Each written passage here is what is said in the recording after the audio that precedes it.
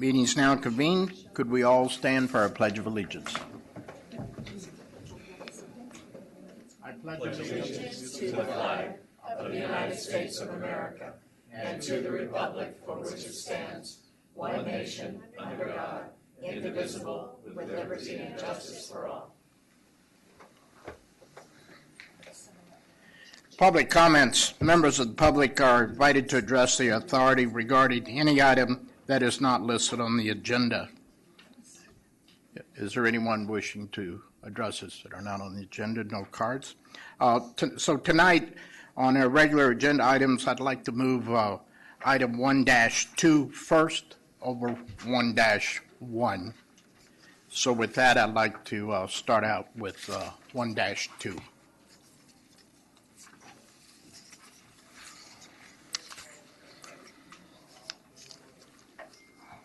Thank you, Chair and authority members. So we're getting close to our August 21st date. So we're sort of viewing items 1.1 through 1.3 sort of as punch lists, in the sense that we've heard a lot of the comments. We're going to remind you what those comments are. We're going to give you some options. We're going to give you a recommendation, and we're going to hope that you take action. It'd be nice if you agreed with our recommendation, but obviously you don't have to. And I think we're actually giving you recommendations for everything except one. We're going to leave it to the board's discretion. The other thing I'll say is that none of the recommendations that we give you are going to require a change in the expenditure plan. Some of them will involve changes to some of the policies and other things, but no expenditure plan changes. So since the last meeting, we've been meeting with the coalition. Members of staff have gone out to city council meetings when they've been requested to do so. They've gone to RTPC meetings. So every chance we get to talk to people, we are. And so what you're going to hear tonight reflects the summary of all of that input. So what I'd like to do with 1.2 is this is the one that addresses,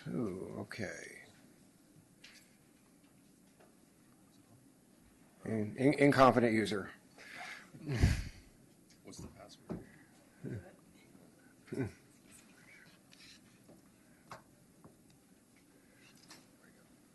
Okay. All right. So this is 1.2 in your agenda. What we really want to talk about is discussing stakeholder input on the additional draft expenditure plan. And the reason we wanted to move this one up is we've heard it's more likely there are going to be public comments on this one. And while we hope everyone will stay for the entire meeting, some of them may need to leave earlier. So we'll take this one first. And you recall we issued the initial draft on July 11th. We received this in this portion of the discussion tonight. We're going to talk about comments we've received from the Contra Costa County Transportation Sales Tax Coalition platform. You have that letter in your packet from Contra Costa County climate leaders and the Bike East Bay, and you have all of those in the packet. So the coalition in their letter indicated that they were appreciative of several things that are in the draft TEP. In no particular order, those include the 11% allocation for active transportation and Vision Zero complete streets and for transit first policies, the commitment to transportation affordability such as youth and senior pass programs, et cetera. Preference for funding projects that reduce GHG emissions and reduce VMT per capita, and commitments in the TEP to protect and strengthen the urban limit line.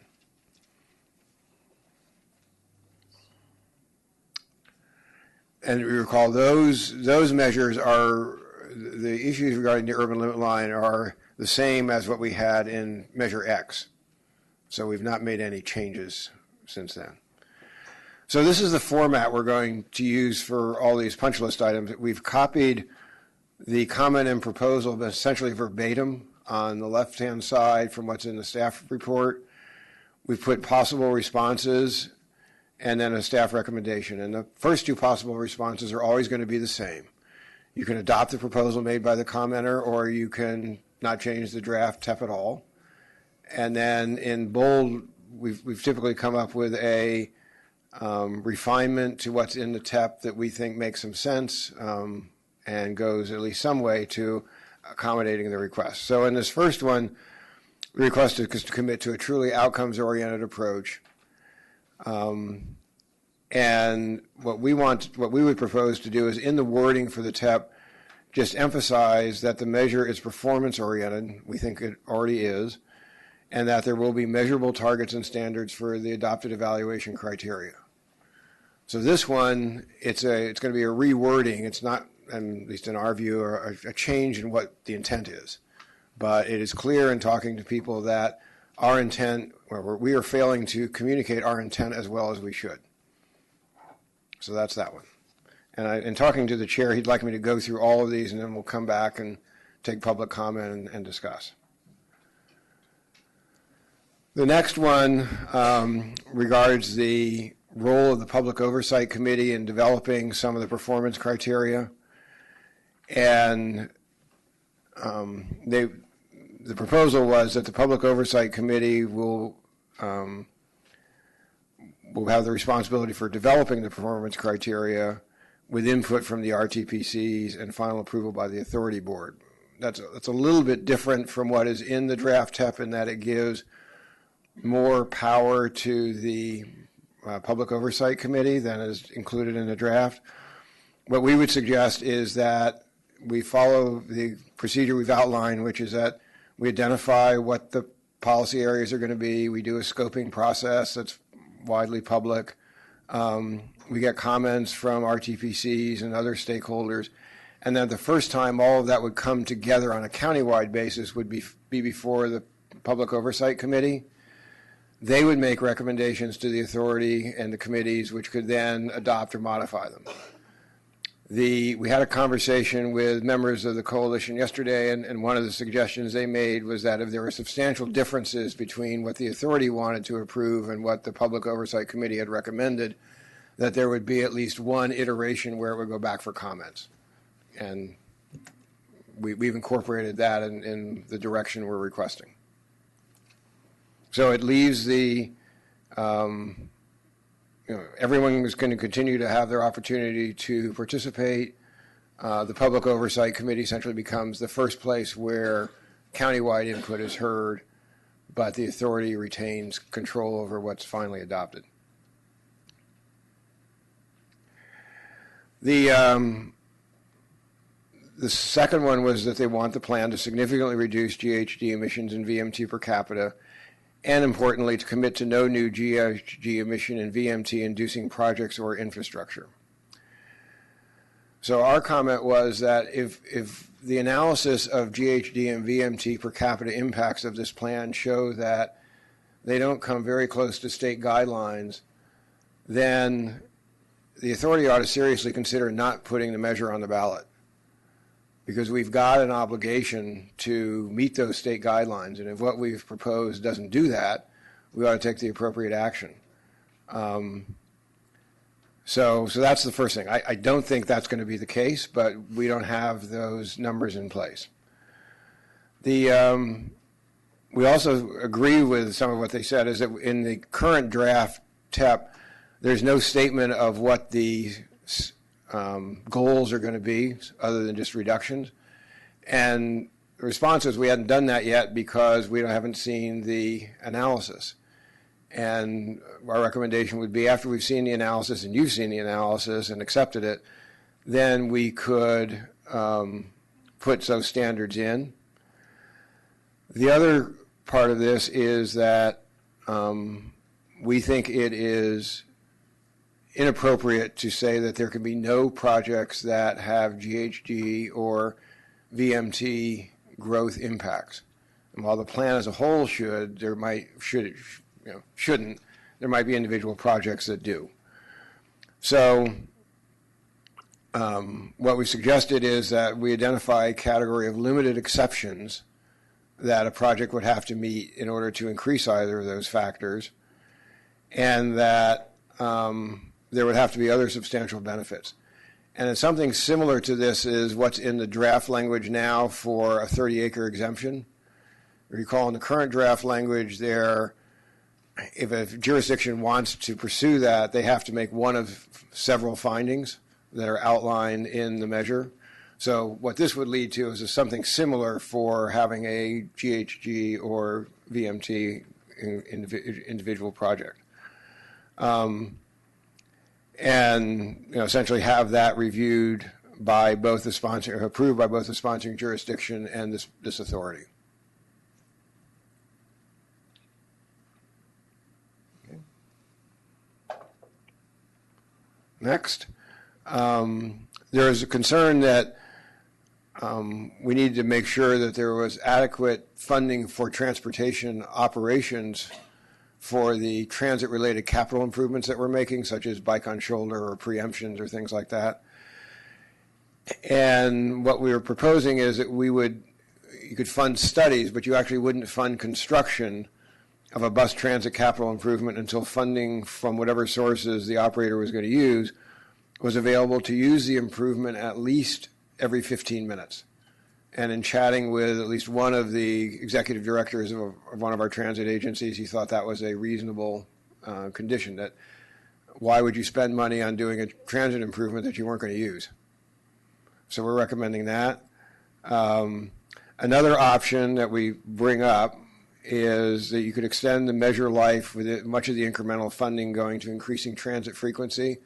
A preliminary analysis of an expenditure plan under that guideline is that transit could go from about 53 to roughly 58% of total expenditures, but you'd be going out 35 years, which is something we haven't tested in the polls. So we would recommend that you adopt response 3 and give us some direction regarding what you want to do regarding measure life.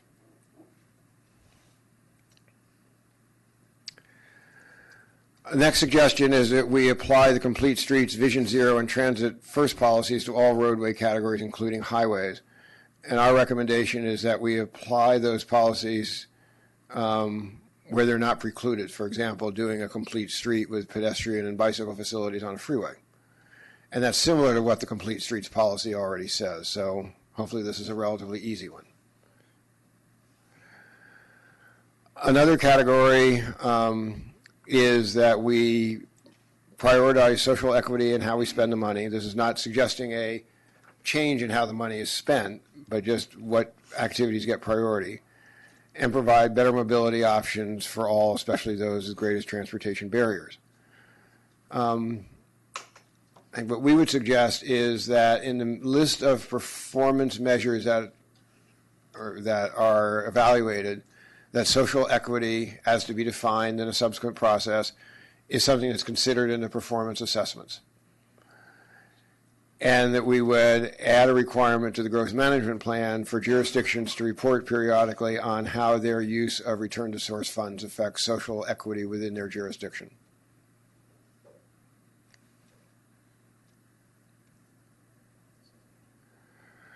Okay, this is the one where we're going to just leave it to you.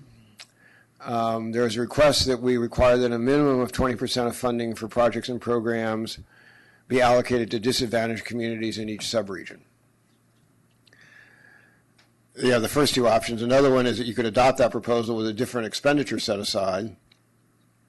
A third one is that you could require that those jurisdictions that receive more than $10 million from the measure to report on how their actions benefit disadvantaged communities in their service areas. And again, you could extend the measure life with some of the incremental funding going to dedicated to disadvantaged communities. Personally, this is not a staff recommendation. I would prefer either items 2 or 4 in this one. Essentially reporting, which in the intent there is to the whole adage of sunshine is the best disinfectant. So if an agency is ignoring their disadvantaged communities, they're going to have to say that in a public forum, and people are going to be able to comment on that.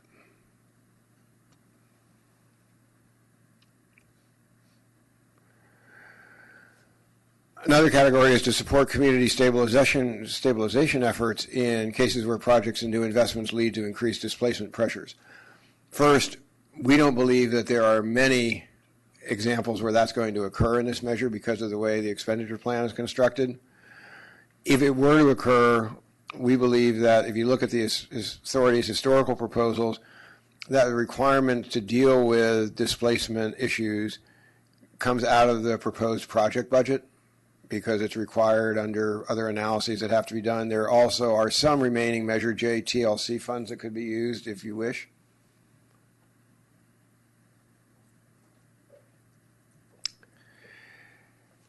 And there's another request to set aside funding to support local jurisdictions in getting more affordable homes built near transit.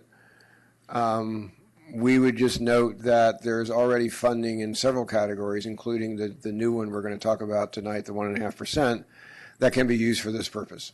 Certainly, we're not talking about funding the housing, but basically funding the infrastructure that would help the housing become affordable.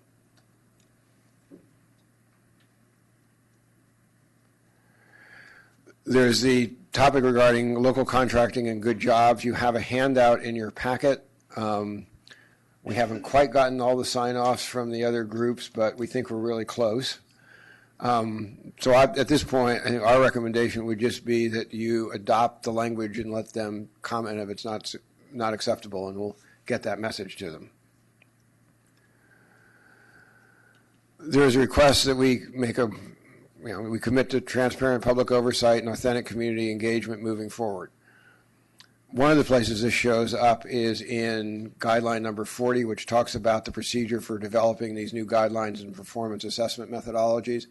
In reviewing it, we think we could make it more clear that that was our intent, to have a comprehensive public engagement plan as the guidelines are both developed and as they are used.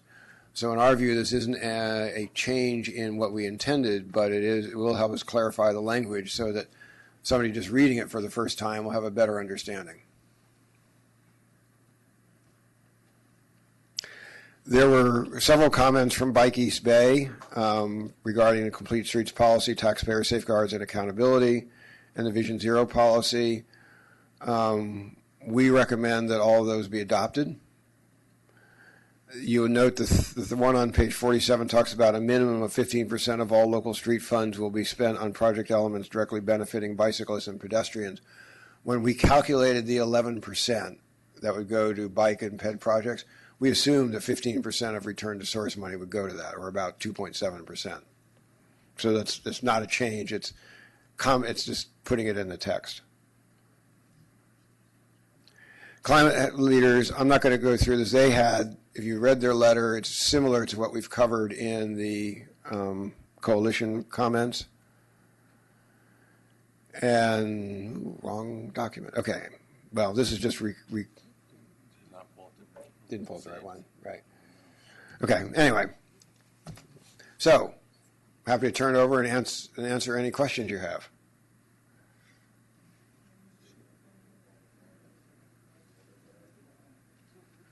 Okay. I know this is a lot. Well, I was getting ready to say, you were covered a whole lot of material, and that's why we did move item 1.2 over 1.1. And we're going to limit the comments to 3 minutes, and I do have quite a few speaker cards. And Mr. Chair, could I just ask a clarification?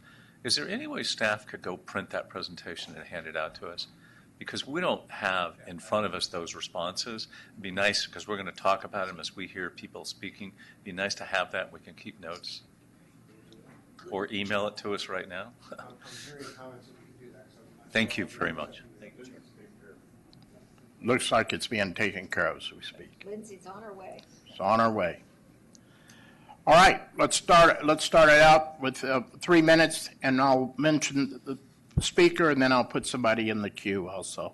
Mr. Brian Lau, followed by James Donnell.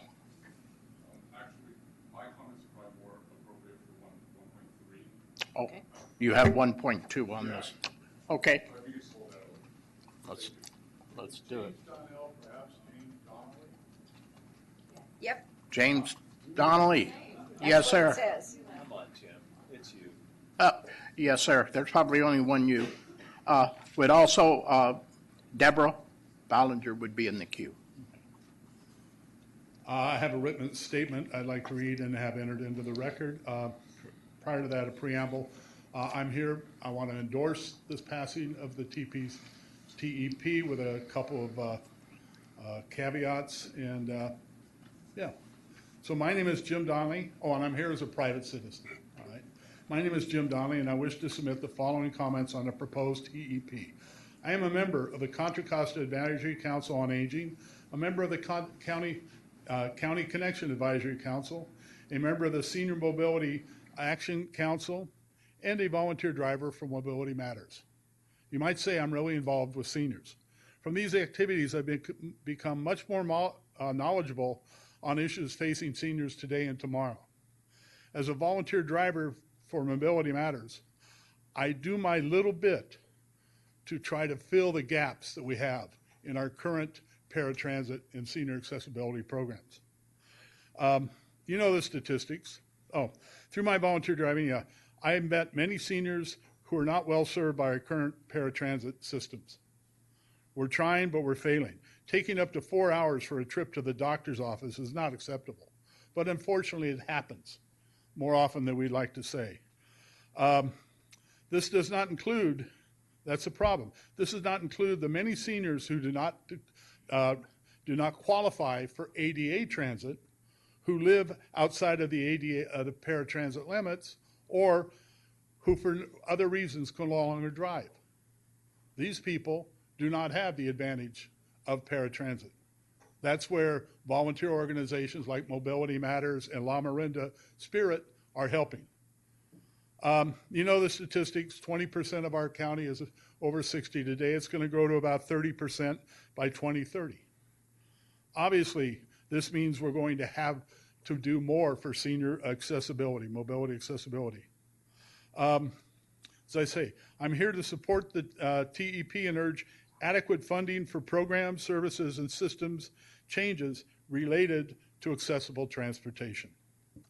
You know, funding should be used to create a seamless system for all riders, where whether you're going from Danville to Martinez or from Richmond to Antioch, you have to make one phone call instead of the current maybe having to make 2 or 3.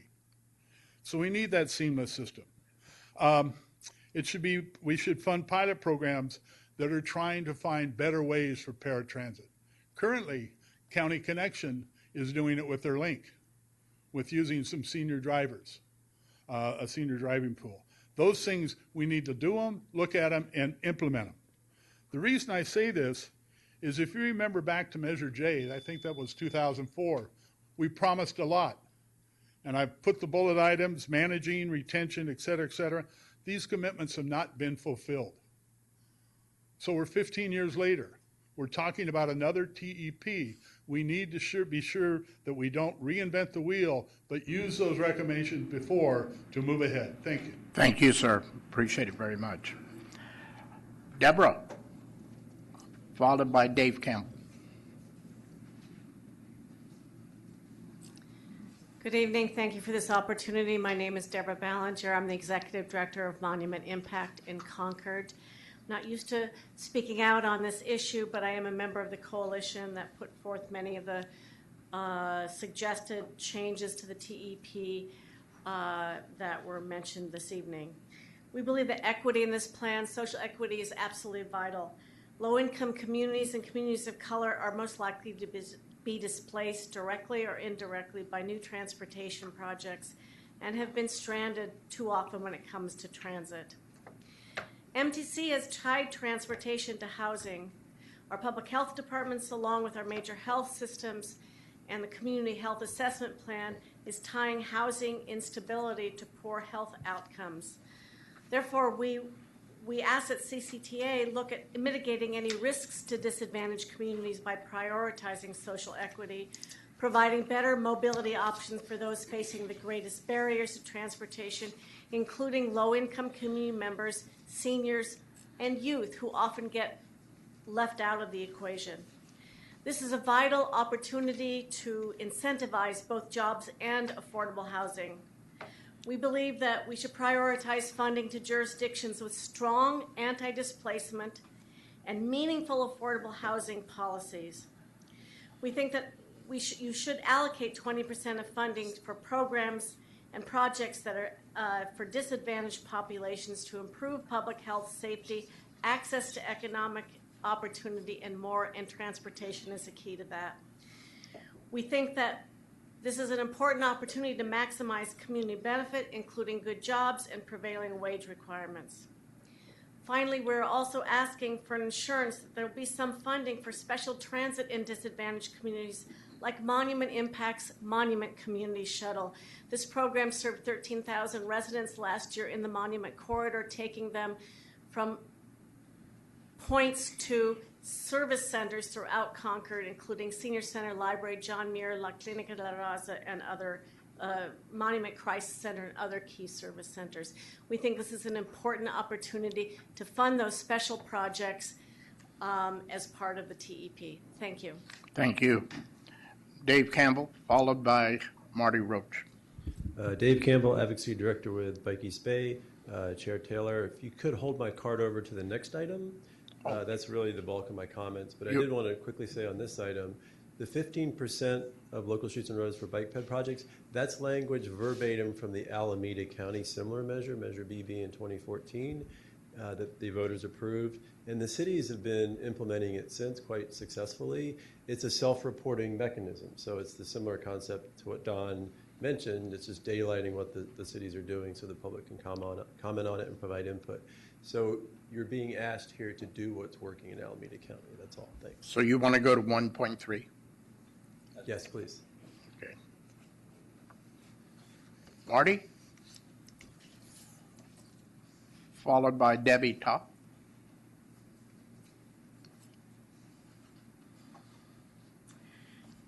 I'm madly rewriting everything because of what was just done, so I'm going to be a little half reading, half talking. I'm Marty Roach.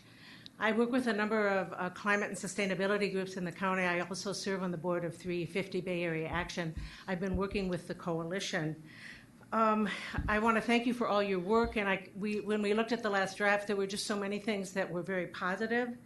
Obviously, there were still things that we are concerned about. I was heartened to hear the stakeholder report and some of the suggestions that were made there. I wish I had seen it earlier because it was just hard for me to digest it all and to think really clearly about how to respond. But some of that sounded really good, and I want to address a couple points that were in it. I was really heartened to see the commitment to meet the state mandates on greenhouse gas emissions that Don mentioned. However, I think this needs to be really needs to be present in the plan. And I do believe there need to be metrics right in the TEP on many points. Particularly, we need to promise in the plan that we're going to reach that goal. And these state mandates also reflect, a moral responsibility we have. I don't need to go on and on about that, but we're facing some urgency to protect the climate right now. So this is part of the current reality we're facing as we look at the transportation plan for our future for 30 whole years. I think there's a belief in air, perhaps, maybe a belief that's easy for us to hold, that feeling that the language in the plan has to play for what's on the surface of people's minds. And in this case, that's congestion, which obviously is a really real thing, and we all suffer from it. But I want to reiterate the statistics I quoted last time from the Yale Center on Climate Communication of Contra Costa County residents. And this is a sound poll. You can go and look up their stats.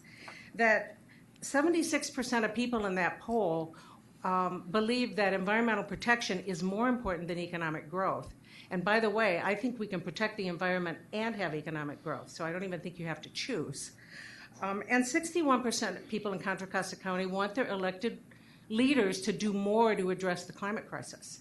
So these kind of deeper issues that we all carry and we all worry about, you didn't poll on those. There's a belief that we have to play to the surface issues. And I think if we went ahead and talked about the real challenges we're facing in our society right now that we're trying to overcome in our transportation work, there's so many co-benefits that we can emphasize because there is greater health, there's greater opportunities for community. There's economic opportunities. So I think we've missed an opportunity there as a way to frame this plan. Just really quickly, If I understood correctly, you're going to adopt the metrics after the plans pass, and that doesn't work for me at all. And my last point is more transit, clean express transit. Thank you very much. Thank you. My next card is Chris Lepe, and followed by Rose. Did you want to ignore me? Oh, I don't, Debbie. Okay. Subconsciously. Never could I skip you. Okay, we got you up and then Chris. All right. Good evening, Chair Taylor and Commissioners. Thank you for the opportunity to speak. I think I feel a little bit like a broken record, but I do want to at least express at every opportunity how important it is that if we're using the word transformational, we truly are transformational. And when it comes to senior and disabled transportation, or accessible transportation as we're calling it, we need to do something other than paratransit, which is a broken system. It's the least person-centered, most expensive way to have a lack of dignity in transportation. So I think the TWIC of the Board of Supervisors had a piece that was in their last packet that showed the last 30 years of policy and studies we've done around solutions to transportation, accessible transportation, that we have not implemented. We've studied, but we have not implemented. I think we have a roadmap. I think Jim talked about some of those in terms of seamless systems, single point of entry, that artificial barrier shouldn't prevent somebody from getting from point A to point B without transferring through 3 different trips. I think there are a whole host of ways that we can do this, and I just want to ensure that the language in the TEP reflects that this is not funding to be used for the status quo, that this is something that is going to address the needs. The last 4 years in Contra Costa County, the senior homeless population has increased by 99%. What we're doing now isn't working, and we need to do something differently, and this is our opportunity to do it. And I just want to thank each and every one of you that have supported this increase in funding for senior and disabled transportation, and that we're looking at really transformational things. So thank you. Thank you. Chris? Followed by Rose. Hello, good evening. Chris Lepe with Transform, Regional Policy Director for the organization. And first of all, I'd like to just really thank staff for presenting our coalition's recommendations. So I guess I don't have to do that. But also obviously listening to us and really taking in the input and having extensive conversations, even when on vacation. So very much appreciate all the work, especially in a very consolidated time period that we have here before us. I kind of feel like, I don't know if any of you have any questions directly for us, since a lot of those recommendations kind of came from us, and if there's, so feel free to shoot any. I don't know if it's sort of unusual for me to ask this, but if any of you do have any kind of pointed questions or where there needs to be perhaps some clarification, I'm happy to answer any of those. So I think actually that might be the most valuable input I could provide. That aside, I could go into any of my talking points here. Keep going. Okay, all right. So just some kind of additional thinking or context behind some of the policy recommendations that we've set forth. First of all, on the minimum spending in disadvantaged communities, I think you could probably read between the lines, but clearly we have the haves and have-nots. We have inequality. We have communities that have not had their fair share in terms of investment. And so from just that theory and that mindset, ensuring that these revenues go to benefit those populations is, in our opinion, an important thing. But the other kind of layer to that is this is a regressive sales tax, where lower income folks are going to get taxed more as a percentage of their income than higher income individuals. So from that standpoint, we think it's a really good idea. It's sort of a new concept, I think, in some ways, but we've divvied it up based on sub-region, kind of concurrent with sort of the way that things work here in Contra Costa County. And it's based off of the state's greenhouse gas reduction fund requirements for minimum spending in disadvantaged communities. So they have I think it's a 20%, if I'm not mistaken, minimum spending. On the transit dollars piece, I think overall, we've gotten some numbers on the transit dollars. The one area that is a little bit of a concern, apologies for the East County folks, but $36 million for Tri-Delta Transit for a population service area of 306,000 You get about the same amount for WestCat at 37 million, but that population served is only at 64,000. So obviously different land uses, different political realities and demographics and whatnot, but $1.2 million over the course of 30 years annually. We're not sure. We want to see the evidence that this is going to be able to sustain existing services, number one, and be able to actually go above and beyond and be able to move people. So we would like more clarification on that, as well as obviously some of the other transit providers. So, but I think that's the one that really sticks out at this point. Thank you. Thank you, sir. Rose? And that was my last speaker card on item 1.2.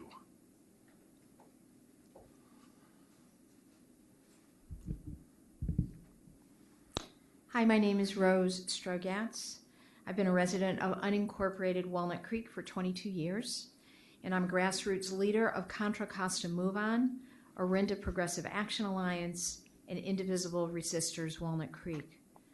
I'm encouraged by the recommendations that were presented earlier this evening, and I'd like to underscore just a couple of points in particular. One, the imperative to address the climate crisis in the TEP, that this must be a crucial principle guiding the allocation of sales tax revenues. And second, the importance of transparency and accountability. The TEP must be clear about where we are regarding vehicle miles traveled and greenhouse gas emissions, the explicit reduction targets that we must achieve, and how we'll track and communicate our progress toward the targets so we can work together to course correct as needed. Thank you. Thank you. Okay, that was it. All right, we should now move into... But if I could maybe just for the benefit of the board, Sure. very briefly respond to some of the comments. Okay. Well, I appreciate them all. It's hard to know how much is the right amount to spend on a given thing, and we're heavily reliant on the RTPCs. I would note that in terms of some of the affordable transportation for seniors, veterans, and people with disabilities, there's $154 million proposed for that, or roughly 5% of the measure. That would roughly double the amount that currently goes to those services, at least for the remaining life of Measure J. There's another $87 million for safe transportation for youth and students, which is a category that would become countywide that has not heretofore been. There, of course, is additional money for transit in all of the areas. In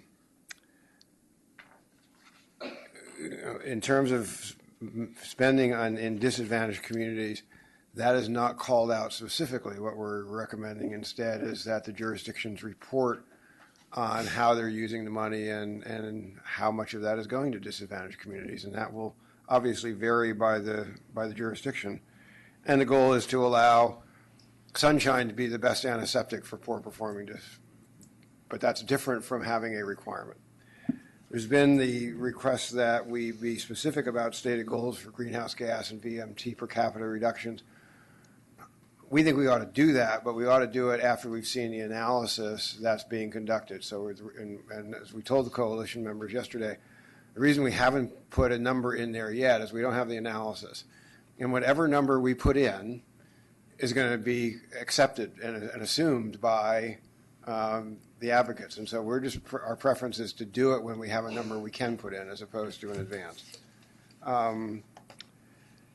And we have, in terms of the sufficiency of money for different bus operators, we've talked to County Connection. They felt that the money they're getting is sufficient to run at least service every 15 minutes for transit capital improvements that may be made in areas they serve. We have staff reaching out to Tri-Delta to get an answer to the same question, and we don't have that yet. And we'll let you know when we do. So those are my main comments, and then we'll go into the individual points. Okay. I have a question. You have a question. Go ahead, Jar. Comment, statement, then a question probably to Mr. Iwasaki or Mr. Hale. Mr. Hudson and I sit on the Bay Area Air Quality Management District, as most of you already know. We continually deal with GHG and VMT issues, along with the Metropolitan Transportation Commission and ABAG. So by law, Mr. Iwasaki, we have to meet certain GHG and VMT. VMT may be in there, but we have to meet certain we meaning Contra Costa County, each jurisdiction, anything CCTA does, we have to meet those standards. Is that not correct? Yes, we have to reach those goals, and so that's what we're laser focused in on. By the year 2050, it's 80% reduction from 1990 levels. And so we've actually reverse modeled what we need to do as far as transportation is concerned and determined we need a 58% zero emission fleet turnover.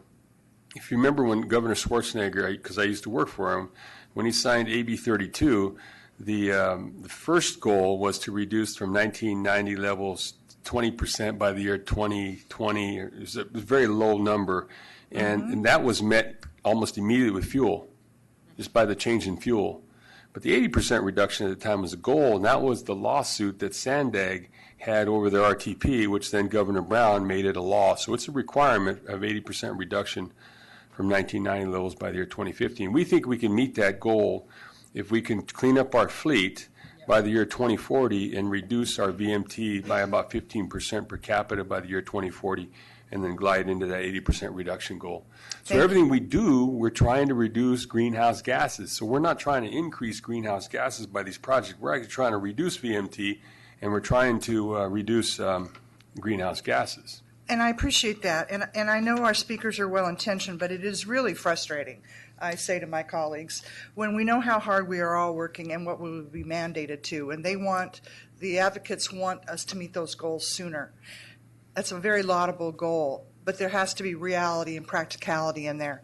The Air Board also has diesel-free by 33, and I believe every one of your jurisdictions, along with every jurisdiction in Contra Costa County and the county itself, have signed on to diesel-free by 33, and we are working to make that. It was a cute, catchy phrase, everybody, but we're working to make that sooner. So I believe we are going to do that, and I personally do not believe we need to make any changes. I appreciate the speakers, but we're already doing it, and it's frustrating to hear speakers talk to us as if we've never even thought of this idea, much less wanting to implement it. Hudson.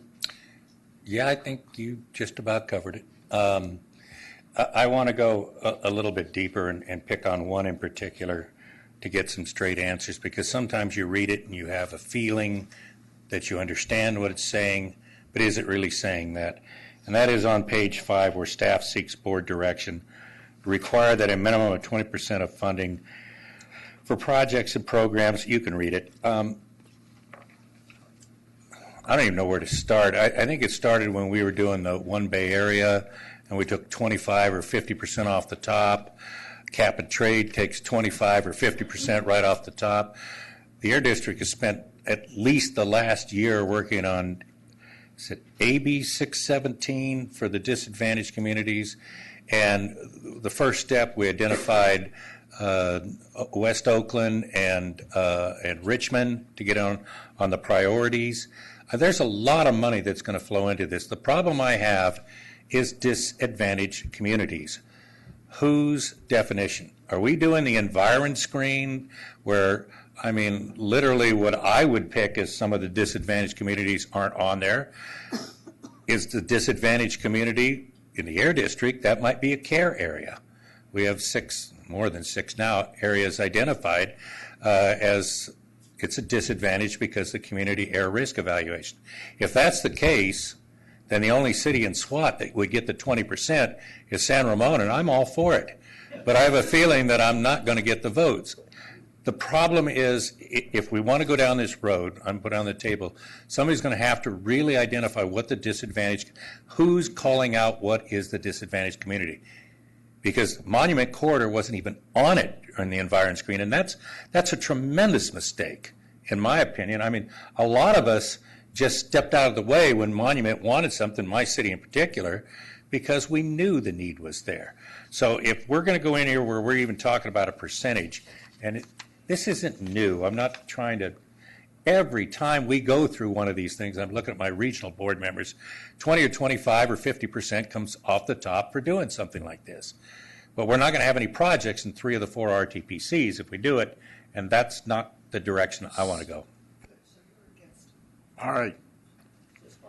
No, anyone else? I'm sorry, Bill. First of all, Don and Tim, I think you guys have done an outstanding job, really, and appreciate the copy of this, of how you address these. And I think your recommendations in most cases are pretty much spot on. I think maybe just a couple of things. Let me ask you this, no, I'm interrupting, I apologize. Sure. But Don, I think we'd like to go through each one individually. Would that help with you, Newell, on that? Yeah, I was just going to comment on the 3 that I had an issue with, but sure, we can do it the same way. Okay, it'll all be done, but I think that's how we initially. So you want to start, Don? Can we sort of have sort of a show of hands to see, and then maybe we won't even. Do we have an issue with it, or do we like the recommendation? All right. Yeah. Well, let's let Don go through it, and we'll have the raise of hands. Yeah, so this is the first one. Okay. I'm sorry. This is the first one, and this is just where, when we have the results of the modeling, we'd put in a measurable target. Agreed. Okay, thank you. Next. Next one is the modification of how the Public Oversight Committee would work in terms of the preparation of the performance assessment guidelines and the selection of the evaluation criteria and standards. And what they were always involved, what we're now just indicating is that they would be the first entity to receive countywide input, and their recommendations would go to the authority and appropriate committees. And if the authority wanted to take a very different tact, then there'd be one round of iteration for comment, but the authority could do what it wanted to do. Does that mean it would bypass planning? I mean, not bypass, but it would go to the public POC before it goes to planning? Yeah, and then it would go to planning after that. And APC, wherever the authority directs it to go. Are we good with that? I agree with the Well, definition. yeah, I was just going to say, this is one that I really have an issue with, that I think on your recommendation, the first sentence is absolutely spot on. The second one I would really strongly suggest we delete, and here's why. We're a government body. All our committees are. This is creating what we all view as government which would not be functioning. You're going to have this process of 2 boards. It's hard enough with the 9 of us here to come up with and represent the 1.2 million people. I think highlighting it and doing that, but I really strongly disagree that second sentence is not the right solution. It goes to the committee, they make the recommendation, it comes to this body. Ultimately, we're the only ones that make the decisions. And going back and forth, that's why we have committees. We don't have APC come to us and say, we're against it. We don't argue with each other. I just think in all of process and how good government works, we all have a right to come speak and do that. But that second one sets us up for this endless loop. But the first sentence is really clear. That's what we should do. Yeah. That's the intent was not to be an endless loop. You can always create that. The intent would be one iteration. Yeah, but not even one. And I understand. That's just might clarify what the right. And I'm suggesting why it's not. It doesn't exist in any other form of the type of government that we do. We all have the right to redress. We all have that. But we're setting up a loop. If you really stop and think about it, it's a loop. Yeah, it's only one, but it will set a process going. And I think it's a bad precedent for how to govern. And I really would strongly recommend. I love the idea. And we're agreeing on 99%. Don't shake your heads at me. 99%. I didn't get everything I wanted for my birthday. This is just, and it was a week ago. Yeah, and so just let's think about good governance and good policy making to get us there. I just think we should take that out. Is the board? Do we need a show of hands, or are we all pretty good with that? Who's objecting? Yes. All right. Move on. Got it. First of all, Don, you got it? Got it. All right. I think we'll.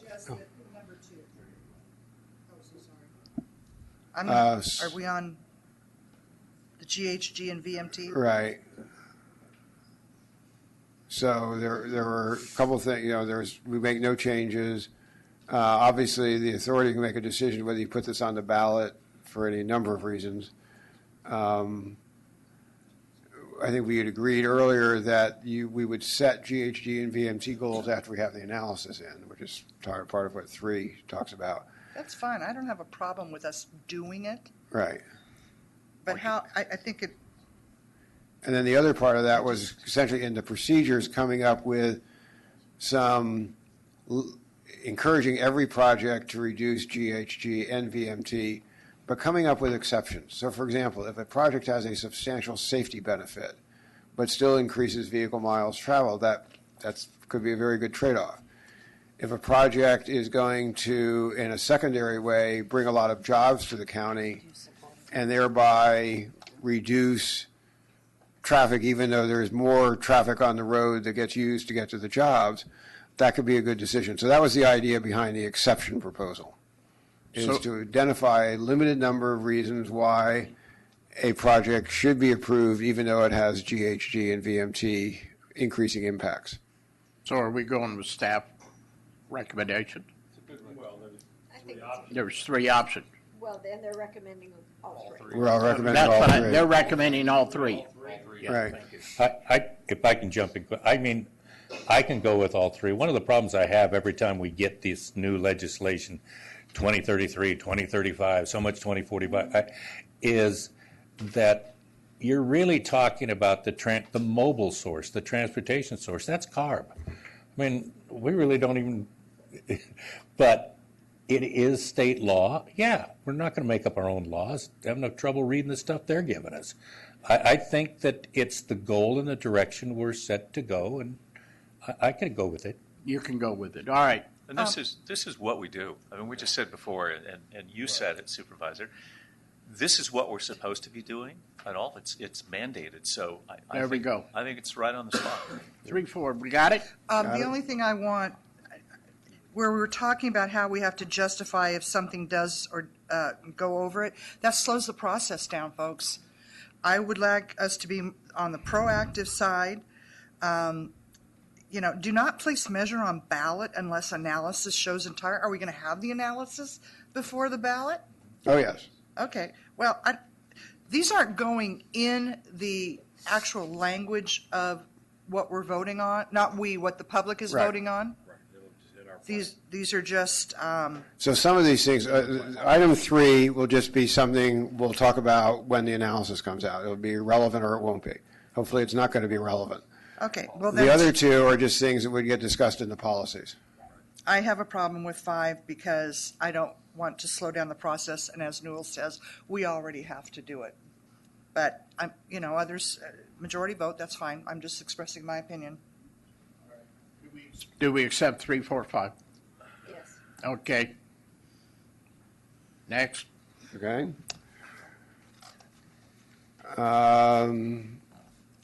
This is the item regarding transit capital and the recommendation that we either, you basically don't approve the construction funding for any transit capital project until the operator can demonstrate that they've got the funding to use it at least every 15 minutes. We've gotten that confirmation from County Connection.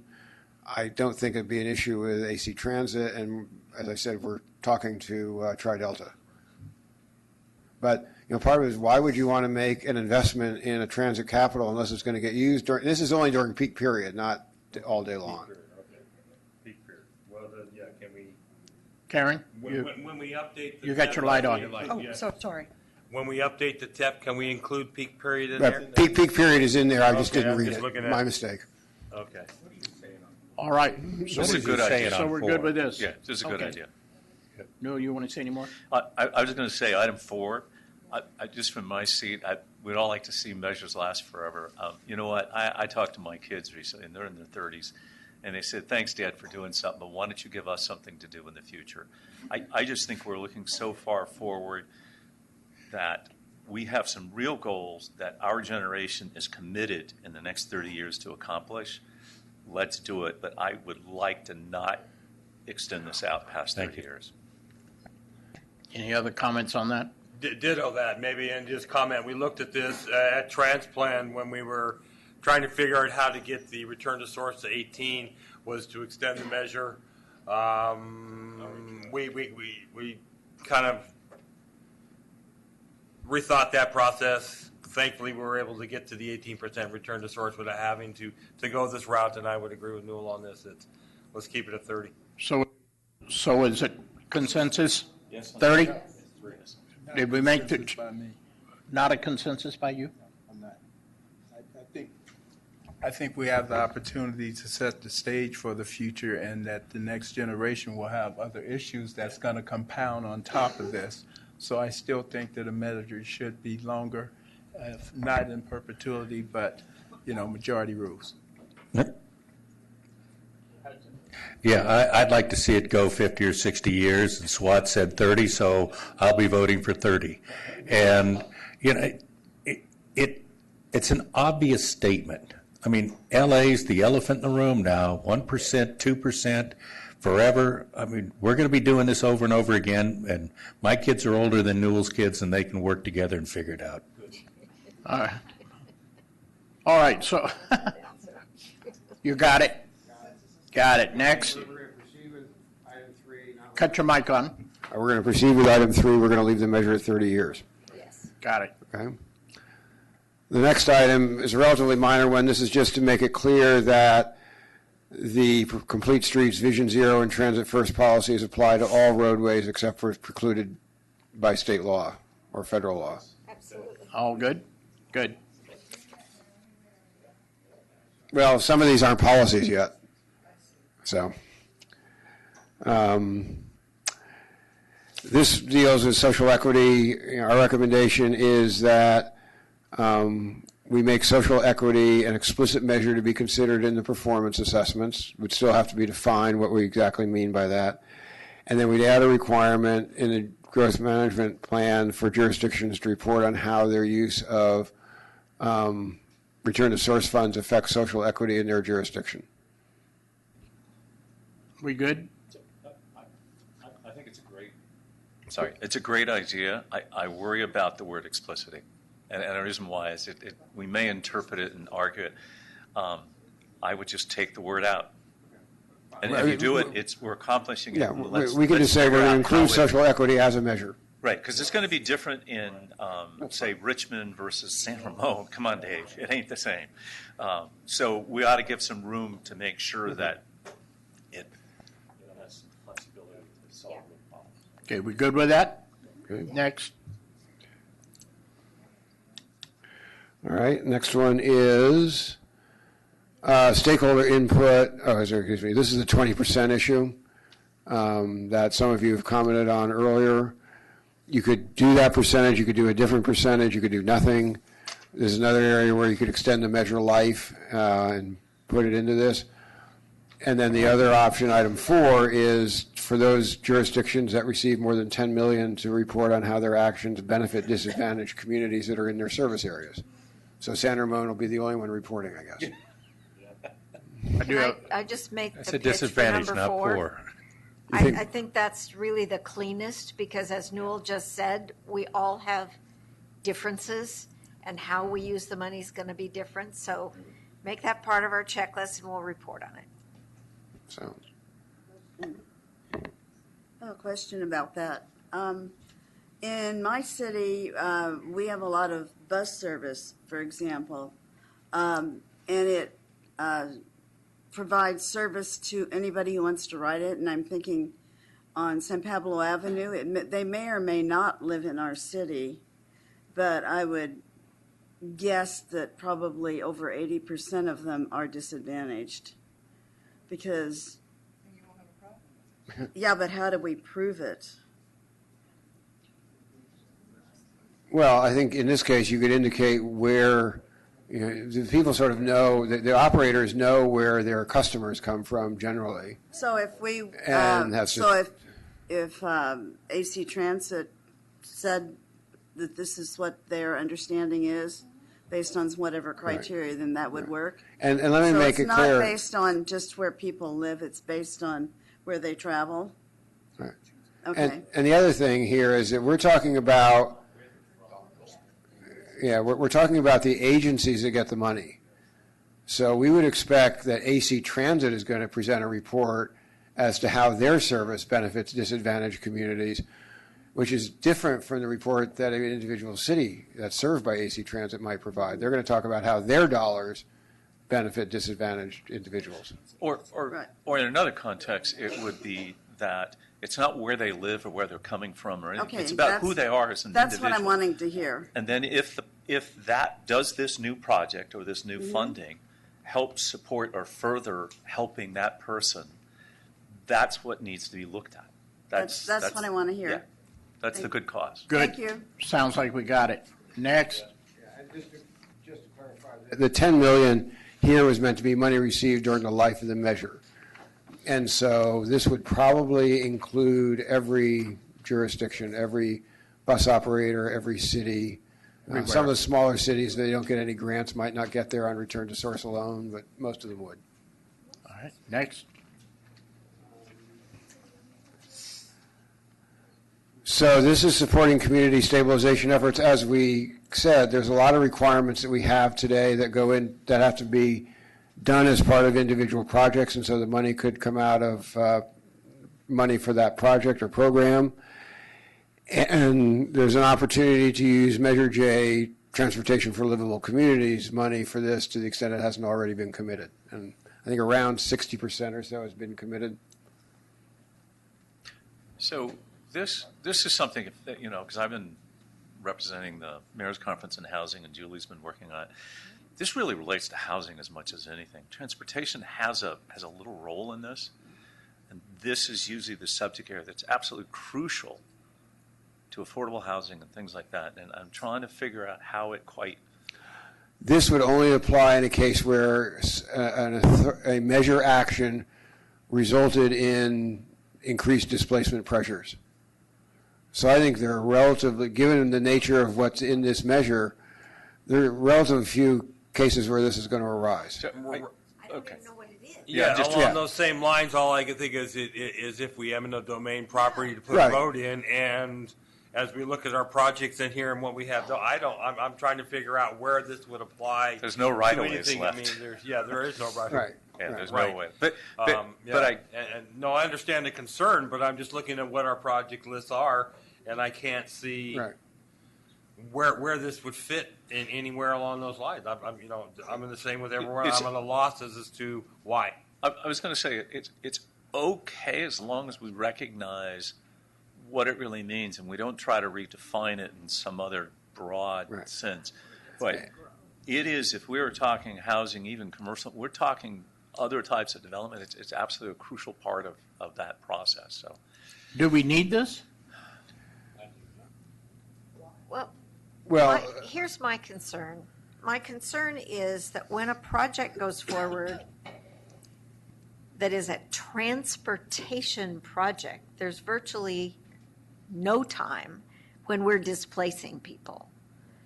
The only thing would be if there's a housing project or some other business development project or something like that that could displace people. Would that project not be required to deal with the displacement as part of its approval versus the transportation aspect? Because we don't build houses and we don't fund building houses. We only fund access to housing and access to jobs, whether that's a road or a bus or something like that. So I'm not sure where this fits unless it makes us vulnerable to an expansion or this definition growing over time. And that makes me nervous. I agree. I kind of would prefer it stay out. So I guess the alternative is we can make it clear that at this point we don't see situations that we know about where this is going to be called upon. And that it would clearly have to be something where someone could demonstrate that the transportation-related project caused the displacement. then let's say the transportation investment caused the displacement. Because this looks squishy to me. Okay, that's fine. So we can refine this one for next week. I'm for leaving it out. Okay. Before you throw this thing out, just please read the first 3 or 4 words. Just ask for support, community stabilization. This displacement pressures is showing up on everything that we deal with. And there's nothing, I mean, but the point I'm making is there's nothing really, it might sound squishy, but it's not. It's just something that's on, the 10 points that we do at the COG or something. You're going to have displacement never goes away. It's always in the conversation. And that's milquetoast. Let's have a show of hands. Okay, can I offer a third alternative? Sure. Which is let us think about some more and bring back a more refined version next week. Sure. Thank you. Yeah. That'll work. Commissioners, Okay. one of the areas where if you think out into the future and you think about transit extension and some of the things that I'm hearing that we want to look at in the future. So let's assume we're going to extend BART from Richmond to Hercules. Depending on alignment, you could displace quite a few people, depending on if you elevate or you go underground. And so maybe, and generally where you deal with that is either in the environmental phase or you deal with that in the right-of-way phase. So what we're trying to say is we don't know what it is yet, but there may be some displacement. So how to mitigate that, there would be some dollars available in the future. You start modifying some of those interchanges along Interstate 80, you may take some right-of-way as well. So. But you got to do it anyway, right, Randy? Yes, we got to do it anyway. But this identifies at least the fact that we're going to look at it, and there may be an additional. I guess that's my irritation. Yeah. We already do look at it. We already do take it into account. If you need to state it because people think we haven't, okay, but it's just it's a concern. And if a project takes right-of-way or takes easements or whatever, that's built into the project costs already. Correct. But I think the philosophy that we'll place upon our environmental consultants and or right-of-way, the county does our right-of-way, have them look at it. Are we going to affect and impact this housing stabilization? If we're going to displace, then how do we mitigate? So I think that it's not going to harm the process, and it's probably actually more proactive than others are doing now, because you've identified that as an issue for us. So we don't want to get rid of housing. We're trying to get more housing, right, in the existing cities. And so when we come in a transportation project, how do we mitigate that? We want to make sure that we do that. So bring it back. Yeah, Bring it back. It's a good idea. And if our executive director, who is a visionary, is saying that this is okay, and I think with what Dawn and Tim are suggesting, it needs to be tweaked a little bit, but I think it's worth getting it back with a little more definition to it. But then again, I by my feelings. Okay, all right. Well, let me talk a little bit about the next one just again. So this is not at all involved in providing funding for any housing projects. All this would do is provide transportation infrastructure for a project that involves housing and do so in the public right-of-way and maybe provide service. So, for example, if there is a housing project going in and AC Transit says we want to run a bus to that because of its size, that could get covered by this. It's not. It needs to be reworded then, because that's not how it reads. I understand. Yeah, I was just going to say, 'cause we have out, it was actually a county project. I don't know if you were on there, Karen, but federal was. Part of some litigation we had, we in Danville suggested that transportation be added, a bus system, and it turned out we thought County Connection could do it. Turns out we used a different bus. It actually did work, and it's working well. So I think I agree with everybody that the language isn't quite right, but it did give us flexibility to get it done, and thank you guys for approving it originally. So we're changing the language? We'll change the Yeah, language. my concern with this one and the previous one is how will a judge interpret it in 15 years and build something into it that none of us intended, but some judge 15, 20 years from now decided this is what we meant, and there's nobody. Just switch it and put transit We'll first. try to be pretty clear. All right. The next one deals Karen, with Karen, the you still on? local contracting and good jobs. You've got draft language in your packet that is gone from the contractor group to the labor group to the contractor group, blah, blah, blah, gone on to our attorney. And what you have is her edits, which we just haven't, which we've heard from the contractor group that they're okay. We just haven't heard from labor. We suggest you just adopt it. So We're what is waiting labor? but at this point, we suggest you let us just put this version in the draft. Yeah. All right. And then the last one is we just want to modify guideline 40, which is the one talking about how we develop the policies and performance assessment methodology, to make it clear that we're going to conduct comprehensive public engagement as both the guidelines are developed and then as they're used. As I went back and read it, we weren't as clear as we should have been. Are we good with that? Yeah. All right. Mr. Chair, I need to go back. Don, I've got, I understand what you're saying, that labor hasn't agreed to it yet, but labor's going to start calling us, in my opinion, to lobby us for any changes. So we need to see that before. So we can circulate to you the version that labor and the contractors agreed to. I'm sorry, I thought you just said that labor hadn't agreed. No. So they had agreed to a version. It went to our general counsel. She made some minor modifications. It's gone back to them. So the only thing that should be in discussion are the minor modifications. All right, if that's all it is. I'm sorry, I misunderstood. Yeah, it's very close. We're very, so we're trying to take out the issue, the language that causes protests. So we're trying to minimize the risk, but we're also trying to show that we use labor. We pay Davis-Bacon prevailing wage, we pay double time, triple time, whatever, holidays. So we follow the federal contracting guidelines. So that's not a problem. But when they say good faith, that's where one contractor who's the second bidder will say, well, I don't think you did enough. You could have done more like I did. And so then you're in a bidder's protest. We're trying to eliminate that risk, but show that we're still going to use labor, local hires, all that. We do that now, so that's not a problem. We're just trying to take out protesting because that's what we don't like. All right. Thank you. Was that it? That was, well, then the final. Sorry, the final one was comments from Bike East Bay. They had essentially several comments. We're recommending that we adopt all of them. Is it all good? There you go. Okay. Wow. Well, wait a minute now. Wait a minute. Okay, let's adopt them. All right. Thank you.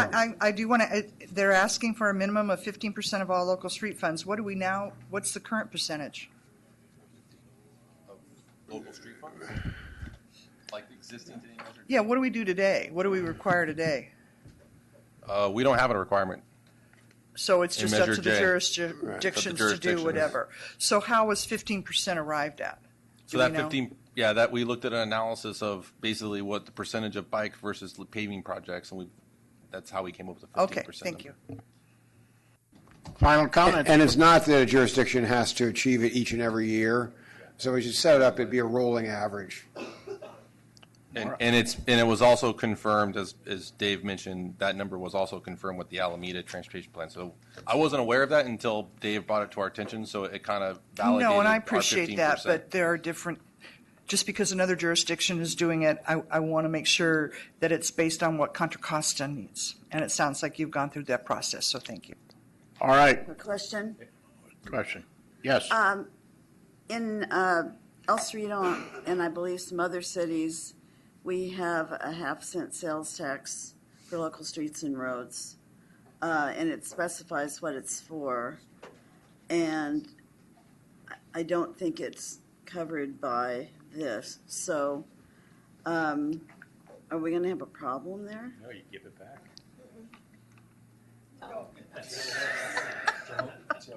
Yeah, you don't give it back. Do we? Yeah, it's not giving it, I mean. Right, do we foresee a problem with that, Don? No, because I assume that El Cerrito's measure is governed by the laws that the El Cerrito voters approved. Right. And this money is different. So in some ways, since I imagine El Cerrito spends some of its own sales tax money on bicycle or complete streets issues, they could commingle the funds and say all of it really came from measure money. They could be much higher than 50%. You could come out way ahead. Yeah. All right? Okay. Okay. Thanks for this one. All right. Now do we go back to 1.1? Let's go after 1.1. All right. Yes, General Counsel, do we need a motion for these comments? Or I'd move that we accept the comments that we've all done here collectively. okay, all right, fine, we have a motion. I have a first and I have a second. Any more discussion? Call for the vote. All in favor? Aye. Opposed? Unanimous.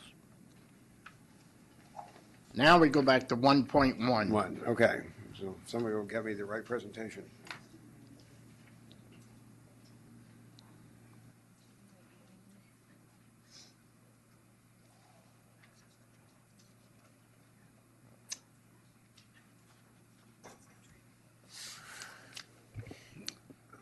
All right, these next two items are shorter, I think, and maybe less controversial. So you recall at the last meeting, we did have an extended discussion about the improved transportation and access to job centers funding category, and the authority directed us to put a proposal together to have a funding category of about 1.5% of the measure, or $45 million, and to make changes to essentially one of the guiding, to add a guiding principle regarding economic opportunity.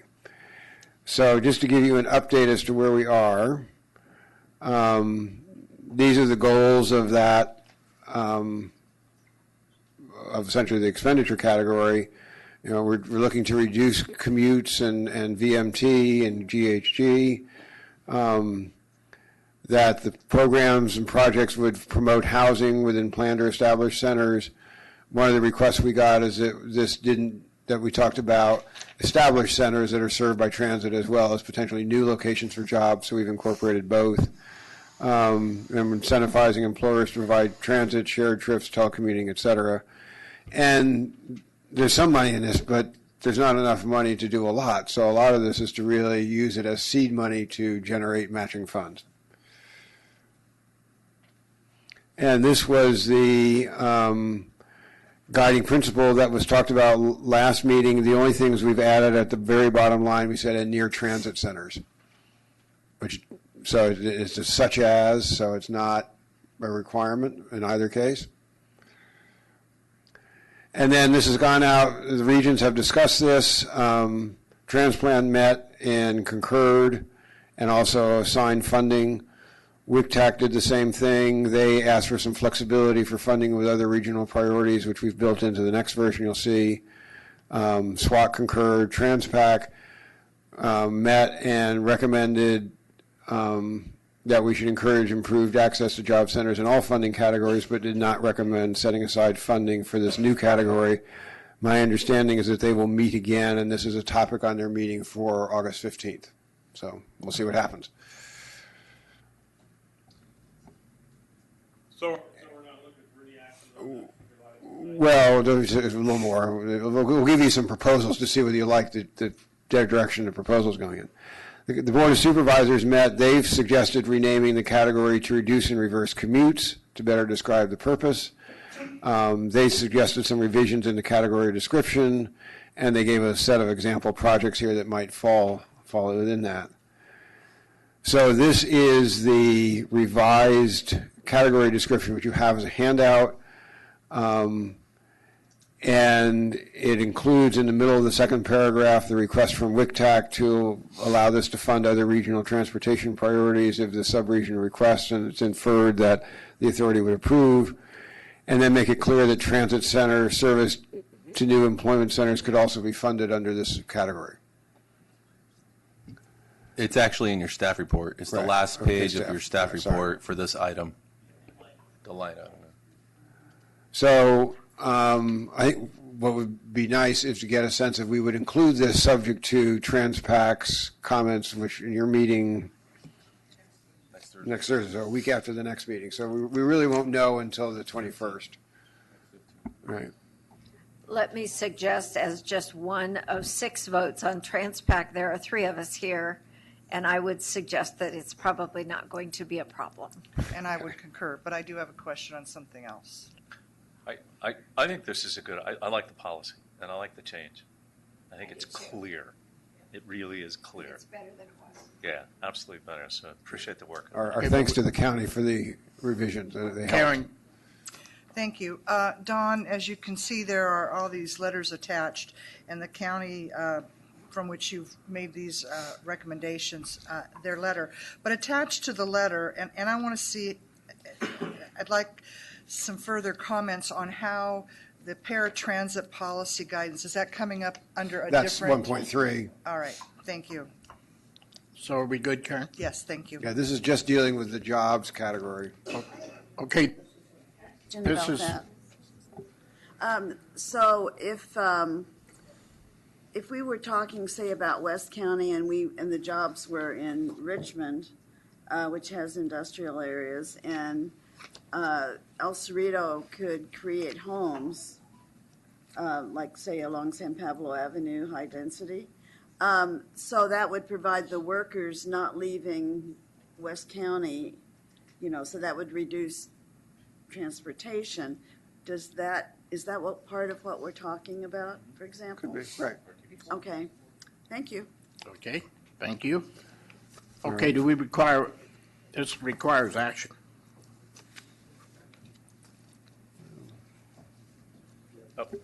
I move that we accept the revised policy and. Okay, I have a first and a second. Is there any more discussion? Call for the vote, all in favor? Aye. Opposed? Unanimous. Passing. We now move on to 1.3. All right. They'll help me figure this out again.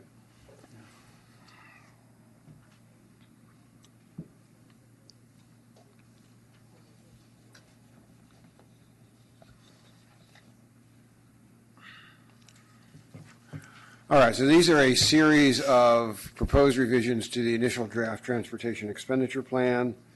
And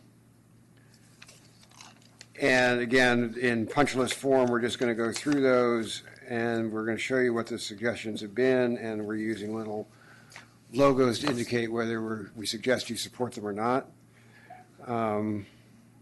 And just in terms of timing, the expectation is that we expect to make a fairly substantial number of changes to the early pages of the TEP, and we would like to get those to you on Friday.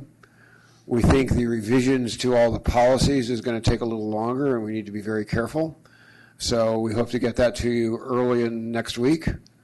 And of course, when you get it, it'll be public, and so the stakeholders and anyone else who wants to comment on it will get it. So that's the current goal. Okay, I do have speaker cards on this item. So Right. You want me to go through my presentation I'm going first? to go through your presentation, and then we'll have the Okay. speakers. So these really deal with a variety of comments we've gotten, and we're going to look again for your comments. So the little green check means we think you should adopt it. The little red X means we don't think you should. Thank you. Yeah, just in case.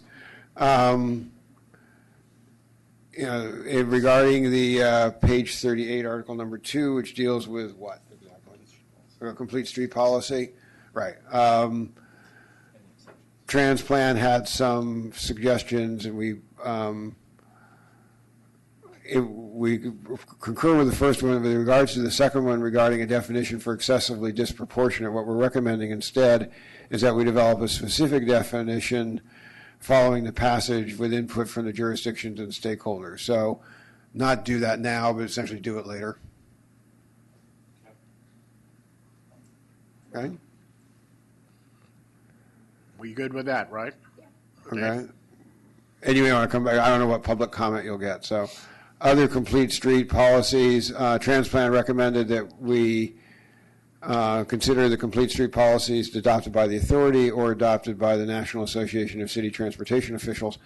Our concern about using that definition is that it may change, or the requirements may change, and there may be a subsequent conflict.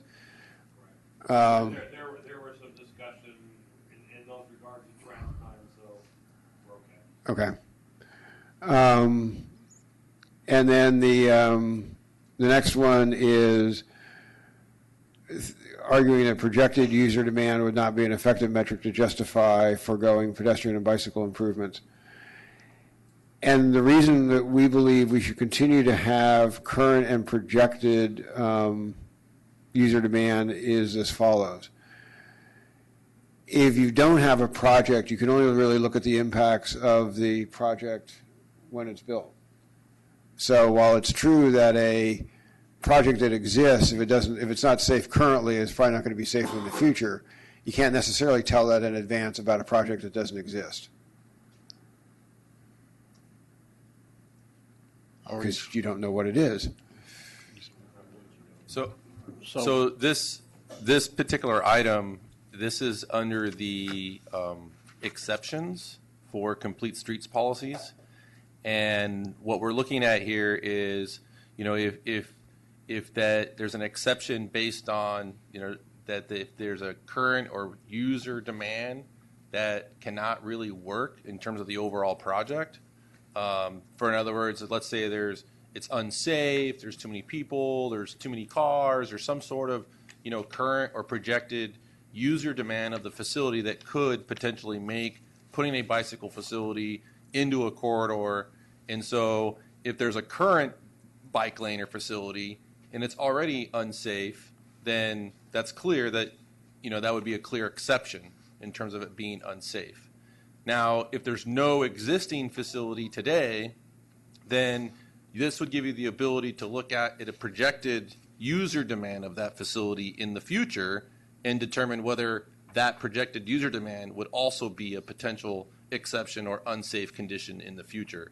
So it's looking both at current and future demand in order to determine whether you would accept an exception to the complete streets policy. I'm trying to remember the arguments for this. Maybe I could help. Jamar, would you mind commenting on this and maybe helping me recall what the discussion was on this?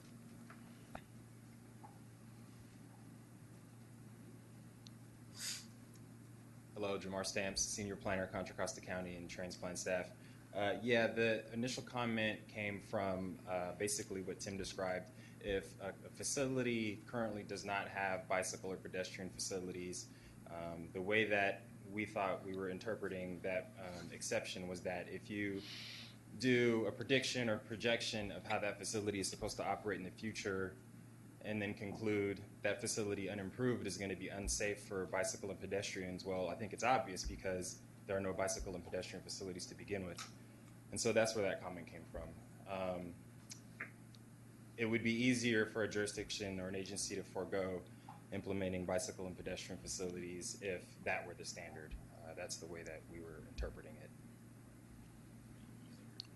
So we're good with taking that out. So maybe some clarification, or maybe we can tighten it up a little bit.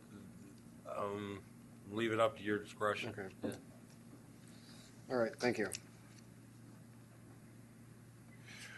All right. Now we're shifting from complete streets to affordable transportation for seniors and disabilities, and these are comments from the county. One is to replace affordable with accessible, and the second is to say that the accessible transportation plan Century should establish a user-focused system with a single point of entry and deliver a streamlined, affordable, unified experience for the customer. We agree with both those suggestions. And thank you.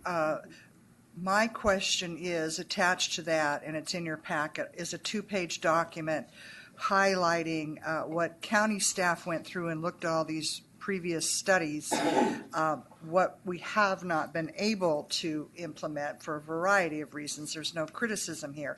So with these two statements, Dawn, and this says it's 1990 through 2019, is there going to be direction to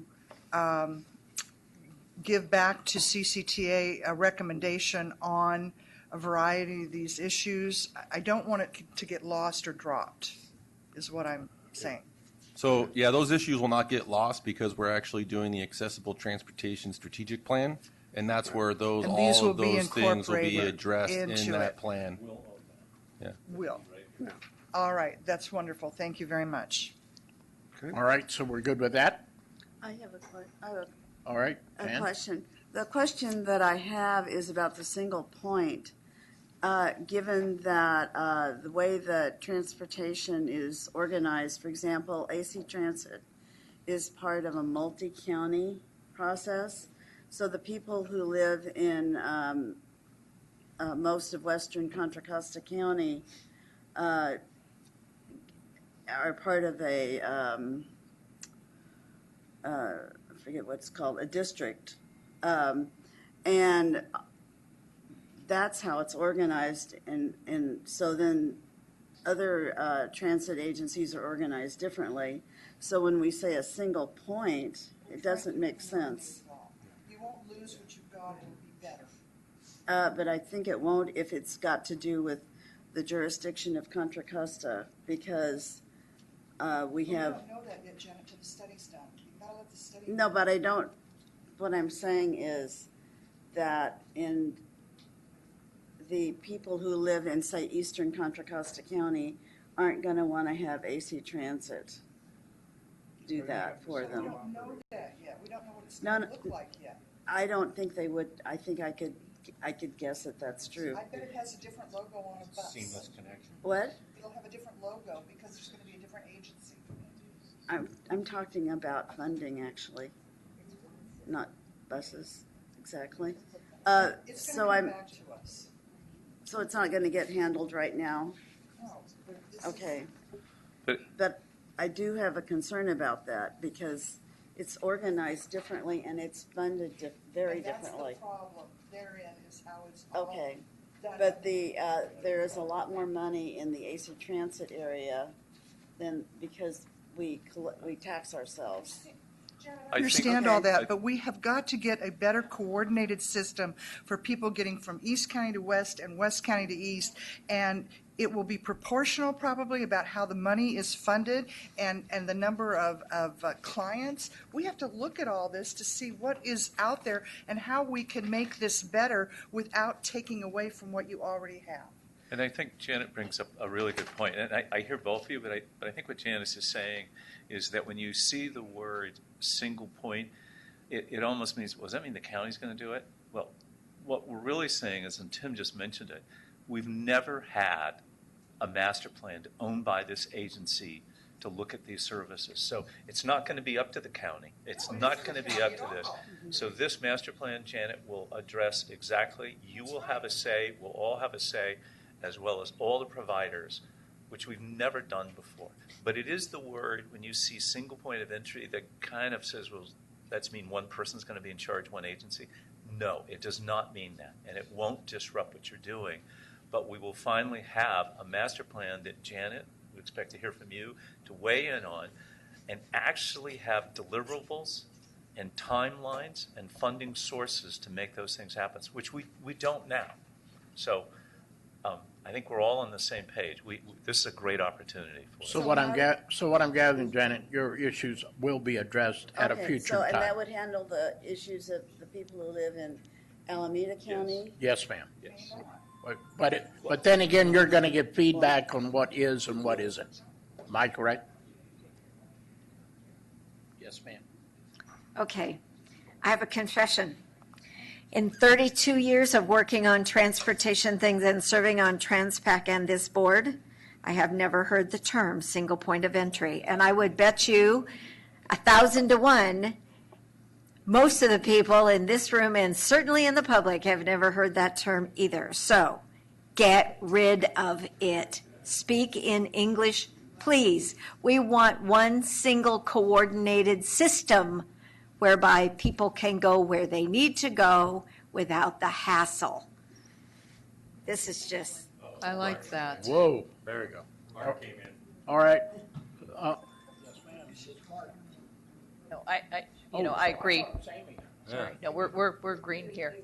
You know, I think having had an adopted mother who had to deal with the senior system, she had to make 4 phone calls to figure it out. I think the whole point is we want a coordinated system, and we want to have the user be able to have an easy, seamless way to get on the phone and say, this is where I want to go. Right. But do it, yeah, it's not necessarily point of entry, it's point of whatever it is, yeah. I think it's. You know, we had a speaker early on, public speaker early on, talking about pleading for a seamless system. So we didn't have to worry about what cards am I carrying as I get off of what bus system to the next bus system. And so, I think we can all agree with that. We've all suffered through the same problem of getting off of one system and trying to transfer to another one, making sure I have the right card. Can I use my clipper on this one? Do I need a ticket to get on this bus system? We're all looking for that same thing, and I think maybe instead of a single point of entry, maybe just call it a seamless system, a way of going through there. So, I know we talked a little bit at the Tri-Delta just this last week about this. This is going to be your lifeblood. In the near, not too distant future, you will not be able to move on transportation without a phone. You're going to have apps on this phone that will allow you to you will use your phone for everything that you need. So then the next step is for someone else to figure out a way to get everyone a smartphone. That won't be our task, but someone else out there will have to figure out how to get everyone a smartphone. Yeah. All right, so we are in agreement with this? Is the words. We're going to change the words. That seems to take care of it. All right. The next category is the integrated transit plan, and Transplant had a comment that where we had said the funds should be used to support new service, that they would like us instead to say all transit service. And the reason, but if you look at all of what was written, it said new service, and then essentially later on in the document it said in the event that the TEP funds must be used to subsidize existing transit service as a result of the reduction of operating funds from other sources, et cetera, the transit operator shall update their short-range transit plan and notify the authority. So it doesn't preclude it, Okay. and it says should as opposed to must. Okay. Yeah. To comment, as our concern was that Tri-Delta is doing a number of really innovative things right now. Right. With Try My Ride, with School Pool, with Dial a Ride, where you can get on your phone and instead of having a bus come pick you up in a 2-hour range, you can put the next button and either have Uber or Lyft or United Taxi come and pick you up. And we have found just recently how much money we're saving in our Dial a Ride system by offering those other options than sending a bus to everybody with a 2-hour waiting range or whatever it is. It's just a lot more efficient. We're getting more riders, more people using Dial a Ride because it is such a more effective way of doing things. And the concern was that these programs will need additional support as we move forward. We wanted to make sure that we weren't going to exclude anything that we're doing right now. That's kind of pushing the envelope and pushing the boundaries to make sure it can. And the encouragement is to provide the support to the things that push the boundaries without prohibiting you from coming back for support for existing service if need be. If I can, for clarification, Chair Taylor, was a check mark specifically left out there? Or, all I'm hearing is positive, but there's no check. No, the request was that we take out the word new and have it support all transit service, and we're saying we're getting to the same place by having the two paragraphs. I'm talking the second bullet, Don. Well, the second bullet, that's fine. It's okay. The only change. It's a check mark then that isn't there. All right. Why do we need the word all? Well, that's what we're saying is we don't. Just a small, I think this is a good clarification. The only thing I think we're kind of missing, it says subsidize existing transit. I also think it ought to say new future, because the fact is there may be, we haven't traditionally tried to subsidize operations, but there may be something new in the future, a new transportation system. Rick or Bill back there may come up with some cool system that's a subsidiary, and it may be new, and we may want to subsidize that. So does this preclude that because we're silent elsewhere through the language? No, because it says, your old version said not to subsidize existing service, so it didn't talk about not subsidizing new service. Why don't we put the word new in there? Well, I like the word That's what we want to do. Yeah. Oh, could be existing and or new. The reason. So like. The reason for that. Or transit. It doesn't have to say existing. Yeah. Right. Maybe we should just say should be used to support new transit service or new service. Period. How about just transit service? Just take out the word existing because so it just says transit service. And then Okay. that's what you would do and how you would view it. Right. Is that That good? makes sense. Just put transit service. Janet? I was going to say, and the reason is we had a situation during the recession where we needed to use it to subsidize existing service, because otherwise we were going to have to eliminate service. And so the idea that we could only use it for new service when we couldn't keep our existing service was the reason for bullet 2, I believe. So we're going to say transit service, right? Because that way it covers everything. Right. In the second boulevard, in the second bullet, it'll read, in the event that TEP funds must be used to subsidize transit service as a result of reduction. So we'll just eliminate the existing. Is that what we're talking about doing in there? It needs a little more wordsmithing. That's fine. I mean, we'll look at that. So we good with that I now? mean, there's very little of this stuff that doesn't require some subsidy. So the distinction is not whether it requires a subsidy or doesn't. It's a distinction whether it's existing or new. All right. All right. AC Transit gave some comments on the transit policy. They want us to delete ride-hailing partnerships as a potential new and emerging technology. The way that the TEP is written is that is given as an example, not as a requirement. So our recommendation is to leave it in and just to recognize it's an option, but not, we're not going to require anyone to adopt it. Is that good? Yep. Okay. Okay. They also asked that the ITP should acknowledge current efforts by transit operators to achieve the same stated goals as in there, and we concur. Good. But I think didn't we have a speaker on this? I have 3 cards, but we were waiting to go through. This is the presentation. We haven't made a motion. Oh, okay. Yeah, we haven't made a motion, and I will call the speakers. And that's fine. It just seemed like we were conflating. No, I got it. We got them. Okay. On the Vision Zero policy, there have been suggestions to change that to the road traffic safety policy. We concur.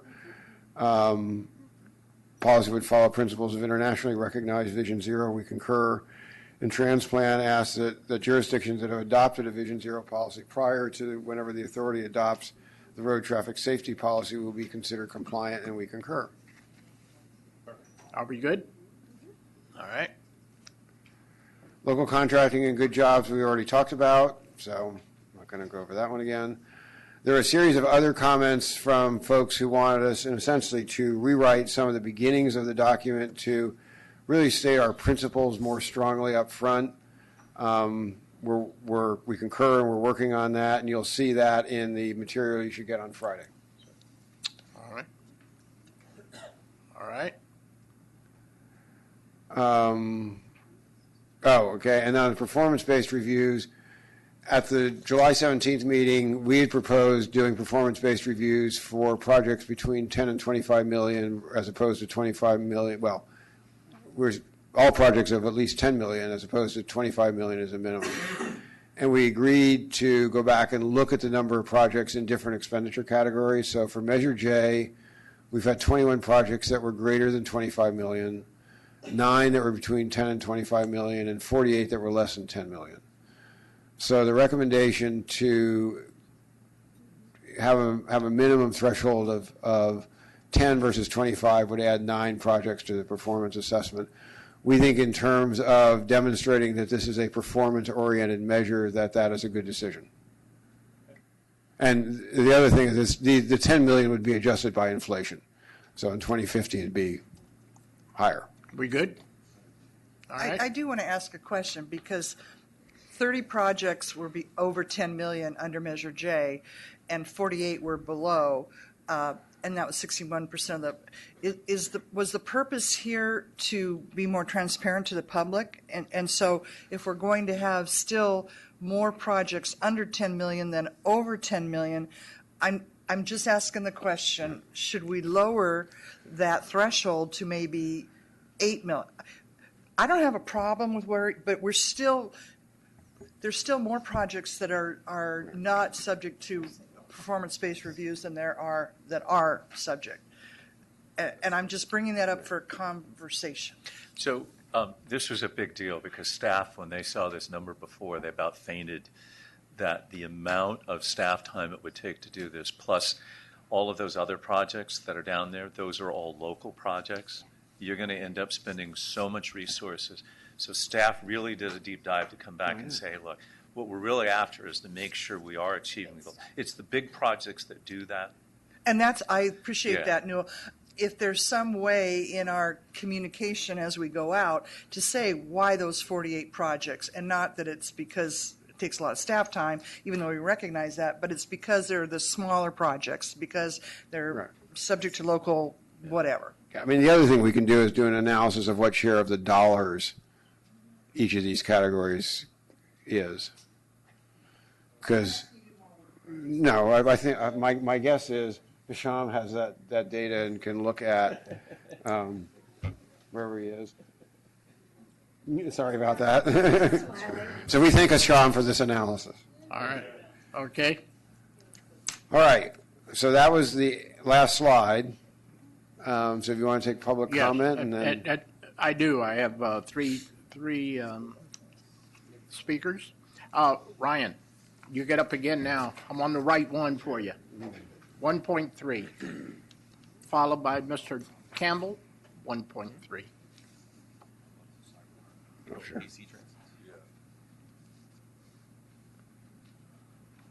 Sorry, I just want to make sure that I'm. There you go. Okay. Good evening, Commissioners. Ryan Lau, External Affairs Representative from AC Transit, here for you again. First, I wanted to thank you all for making transit a priority in West County allocations. We definitely believe that there's a need for additional service, and we look forward to being able to use this additional money to improve our system. Second, you should have a copy of the letter from our general manager sort of speaking to some of these concerns. And I recognize that a lot of this is going to sort of be fleshed out through the integrated transit plan, and so we recognize that. And I do think there might be a little bit of confusion, or because the second point on this slide refers to current efforts by transit operators. I think in particular. Okay. So that's. And we're concurring with what you suggested. Okay. Appreciate it. So we appreciate staff looking into that and acknowledging our concerns with some of those issues. And we definitely look forward to working with CCTA on the integrated transit plan and sort of fleshing out some of these details. Thank you. Thank you, sir. And again, the letter from AC Transit is included in your staff report. Mr. Campbell, you should be very happy. Thank you for that last item. That was wonderful. Like I said before, I want to pass this measure, and you still do not have the support of a lot of important stakeholders to pass this measure. And so how do we get there? And the story I told you last time is I want a story to tell the voters. You're going to get, or your neighbor is going to get, to share a vehicle with someone else. It could be a carpool, it could be a shuttle, it could be a bus, whatever. It could be any of these innovative things that Tri-Delta Transit is doing. But we're going to put more people into the same vehicles with this measure. But I'm still not seeing the money that it's going to take to operate those vehicles. And I've challenged County Connection. They've been coming to these meetings. They've been coming to the SWAT meetings and others. I still have not heard from them. How are you going to spend the money? What do you need to run these vehicles and other advocates for shared use of vehicles on our roadways? What money do you need, and what services are you going to provide? That's that story. The other story is reducing vehicle miles traveled. Like you said, we have this mandate to do it. And I feel on that point we're operating on two different sets of facts. If you tell me we are reducing driving in this county 15%, I think that's wrong. I hope you're right. You're like, we're doing this. State says we have to reduce our driving by 15%. We're doing it. If you're doing it, I want to see those numbers. And quite honestly, I don't think we're doing it. And when I see the numbers statewide or from the Bay Area and nationally as well, we're seeing that driving is going up. And Randy, you sound like you're very much knowledgeable about this, please chime in. I have not seen it broken out in Contra Costa County, so you may be the one county in the state that driving has gone down. Congratulations, that's wonderful. And if that's the case, I'm on board. But I want to see the numbers, and I'm going to challenge staff at our next meeting. Can we see the numbers? Like staff says, we are doing this. We're meeting these reduction targets every year. Have we been meeting them for the last 5 years? Let's see the numbers. And then when we see the analysis, let's see where it's at. And my challenge to you is, I think we're giving too much money to local streets and roads. That's where I would take money from, particularly since SB1 passed and gave Contra Costa County the equivalent of 23% of this measure to repave their streets from SB1. And now we're asking for another, here, 18% to repave our streets. You know, we can do good things with paving our streets, but reducing driving and reducing greenhouse gas emissions, we can do that by getting people into the same vehicle. And so what I'd like to ask is, can we also model moving some of that money from maintaining and operating our roads to maintaining and operating shared vehicles, whatever that means in Contra Costa County? Can we see both to see how it gets us to this VMT reduction that we're already doing in this county? Can we see that in a week or at least by August 21st so that we can make an informed decision? Is this plan going to meet that goal, and are we going to have a story to tell the voters on that? Thank you. Thank you. Randy, do you want to? No. I was just going to clarify. So what I said was that I was asked about the greenhouse gas reduction goal. And so by the year 2020, you had to meet 1990 levels, and that was already achieved statewide by a reduction in cleaner fuel. So the fuel took care of that first initial goal. What I was telling you is that we've modeled what we need to do in order to reach a greenhouse gas reduction goal to meet that 80% reduction from 1990 levels by the year 2050. What we need to do is we've modeled, reverse modeled, Martin has done the modeling, 58% zero emission fleet turnover, and a 15% reduction per capita of VMT. I didn't say we were reducing VMT. We're trying to figure out a way of making sure we do the right projects to reduce the VMT. That's why there's more transit service. You look at the extension of BART. So you're pulling people off of 4, in theory, putting them on transit, and they've got the longest greenhouse gas reducing run that I know of, because you can go from East County anywhere in the United States on transit. But we didn't have that opportunity. So that 10 miles has taken a lot of people off. And then the Richmond ferry service, projects like that reduce VMT. So we're trying to enhance that effort.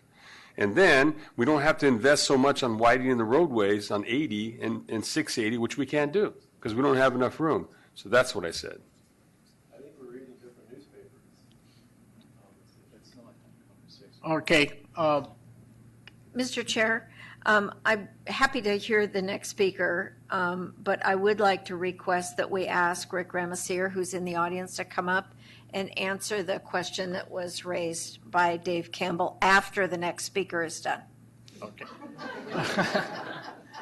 Debbie, this time we get you right. Thank you. Yes, I ma'am. appreciate that.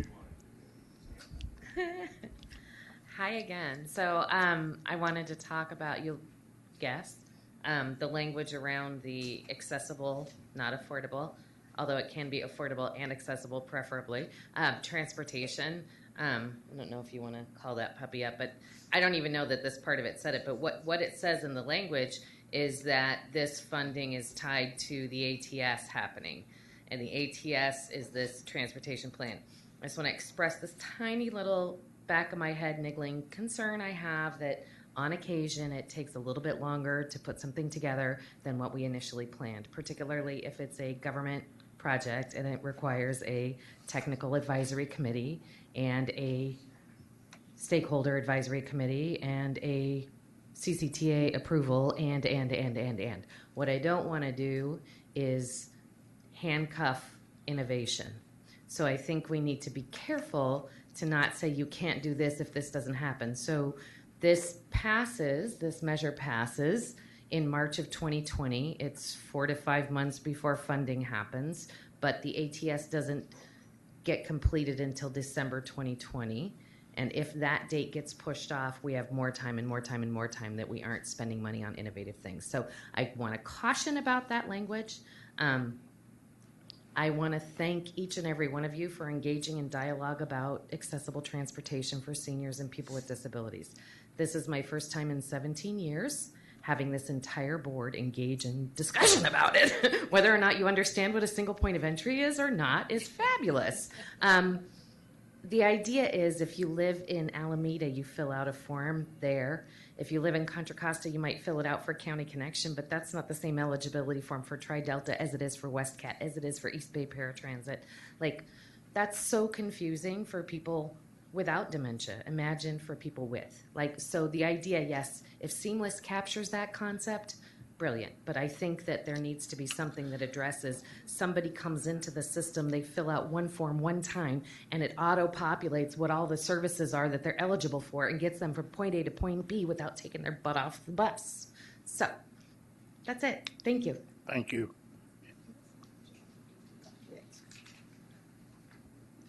Your turn, sir.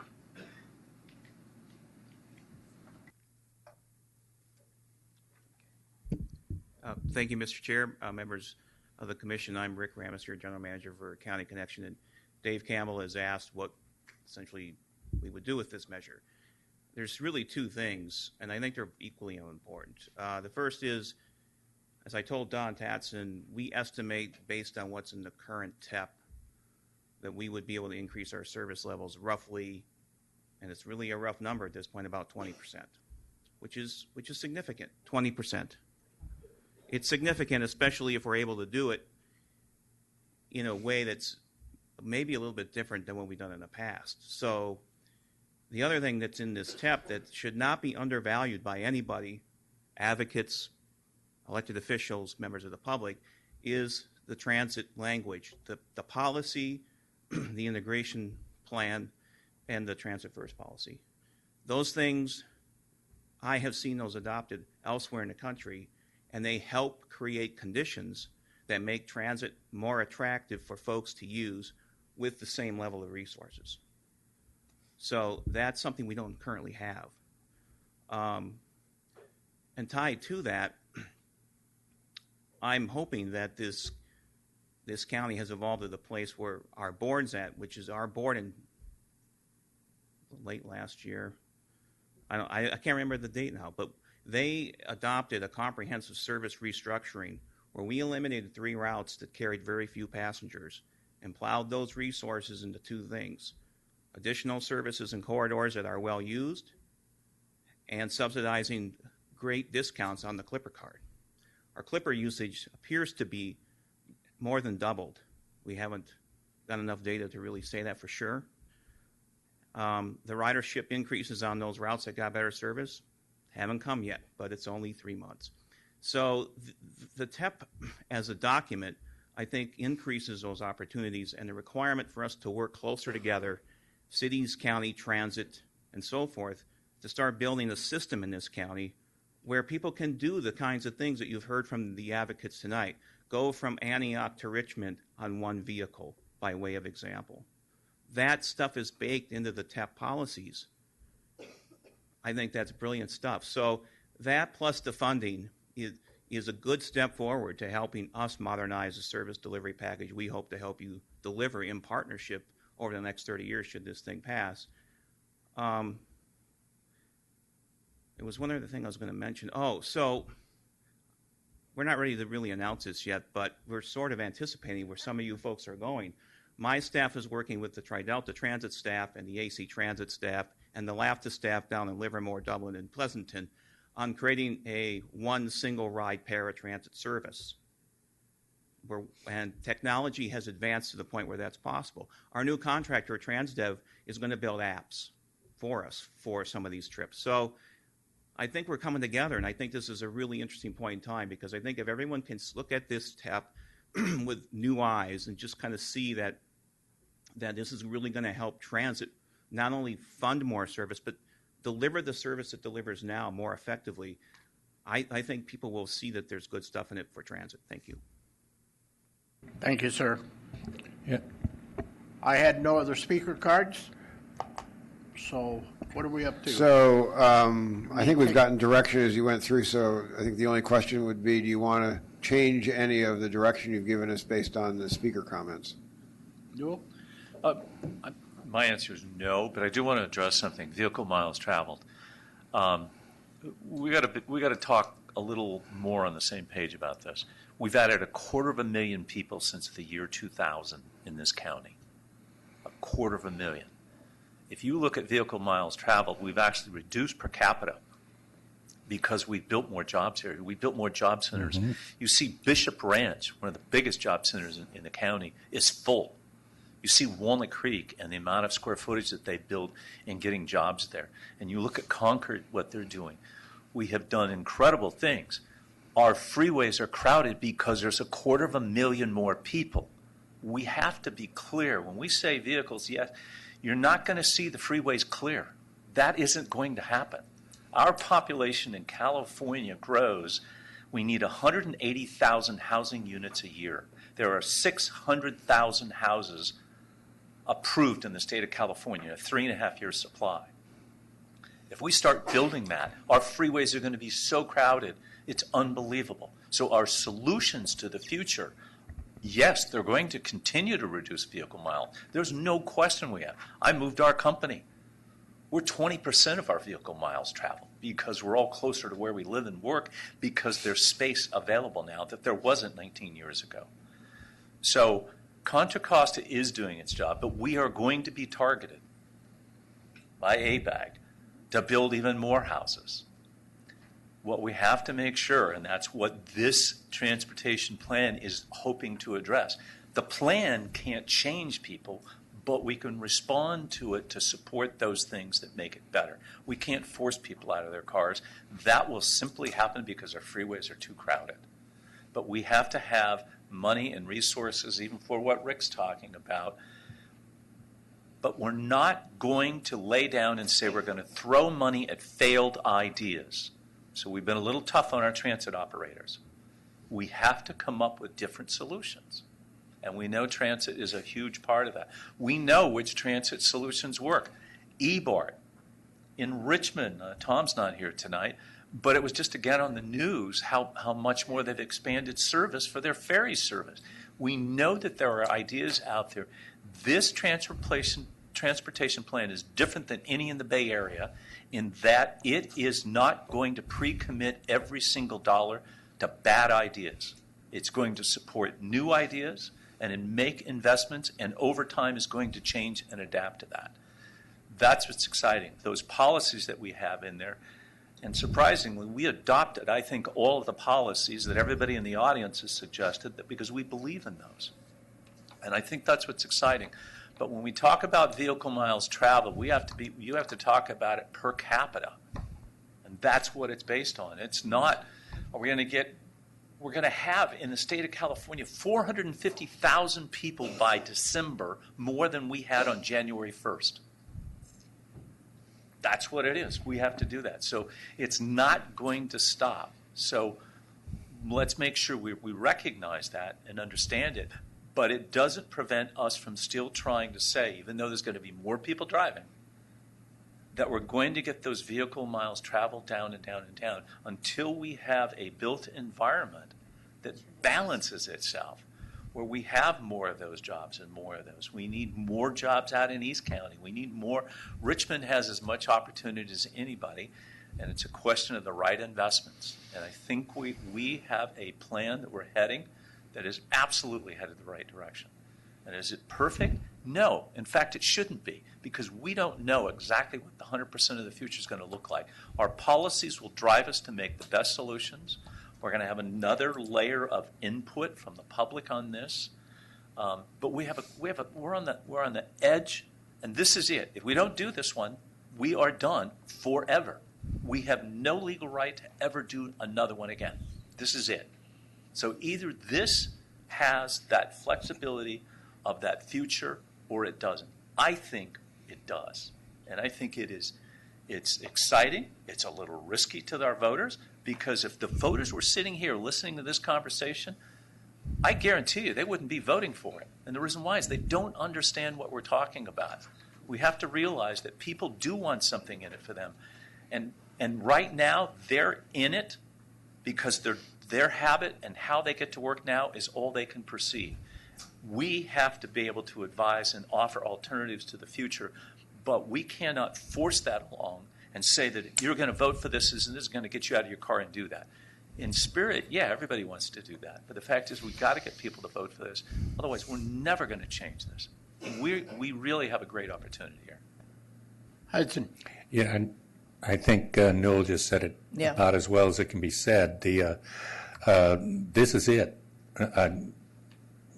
If you don't do it this time, we're not going to do it. And if the wording isn't something you think makes sense, then have them worded a different way, because there's no miracle cure out there.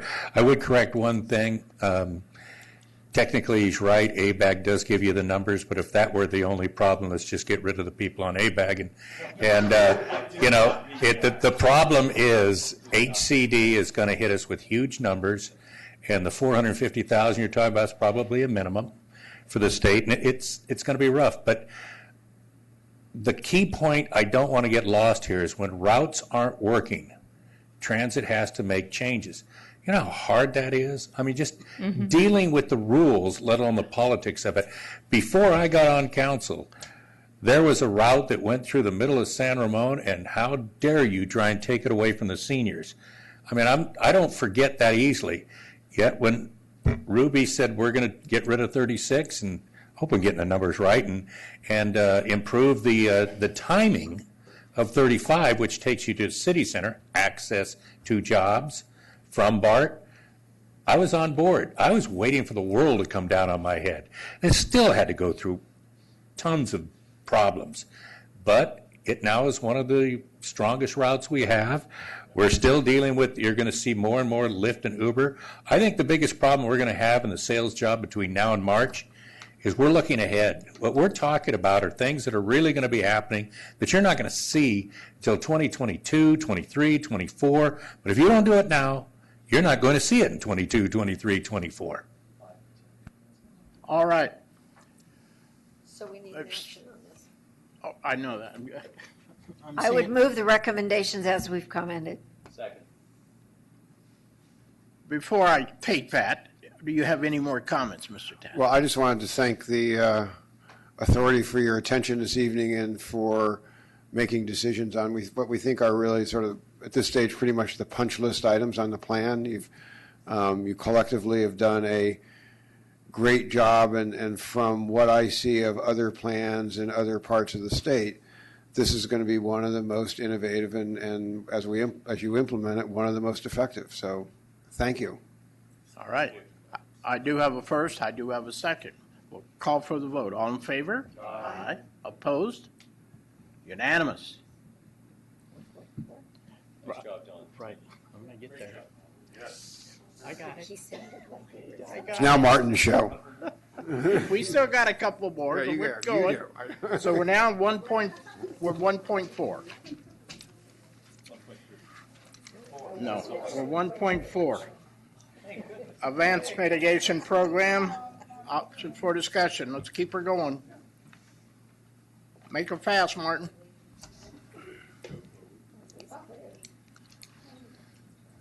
Good evening, Mr. Chairman, Commissioners. Martin Engelman, Deputy Executive Director for Planning at CCTA. The title of this item is Advanced Mitigation Program, options for discussion. And in your July 11th draft TEP on page 38 is the description of the Advanced Mitigation Program. And this description was developed in consultation with Contra Costa County and the Nature Conservatory. Basically, the concept behind this idea is let's, as a county or as a region, look at all of the opportunities we have to develop wetlands and habitat where we can conserve those resources, pool them together, and establish what we're calling a regional conservation investment strategy so that we can actually buy them up if necessary. And so that is kind of the mitigation side of the ramp. And then the other side is what is the collective impact of our entire profile of transportation projects. Usually we do this piecemeal. We say we have a project here. Okay, that needs 3 acres of mitigation. Where are we going to find 3 acres of mitigation? Oh, well, we can't find it near the project. We got to build 6 acres further away. So this, in the same vein, develops a project impacts assessment, and that gives you a total of the impacts of all of your projects. So you put together all the opportunities for mitigation and then the costs of all your impacts, and you can start to have what's called this advanced mitigation program. It's much more efficient and much less expensive than the way we've been doing it in the past. And it is also better for the environment. So it's really a win-win situation. And we're planning on keeping this, of course, in the measure language.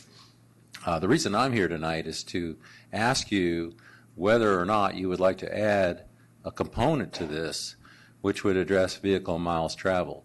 As you all know, Senate Bill 743 is going to kick in July 1st, 2020.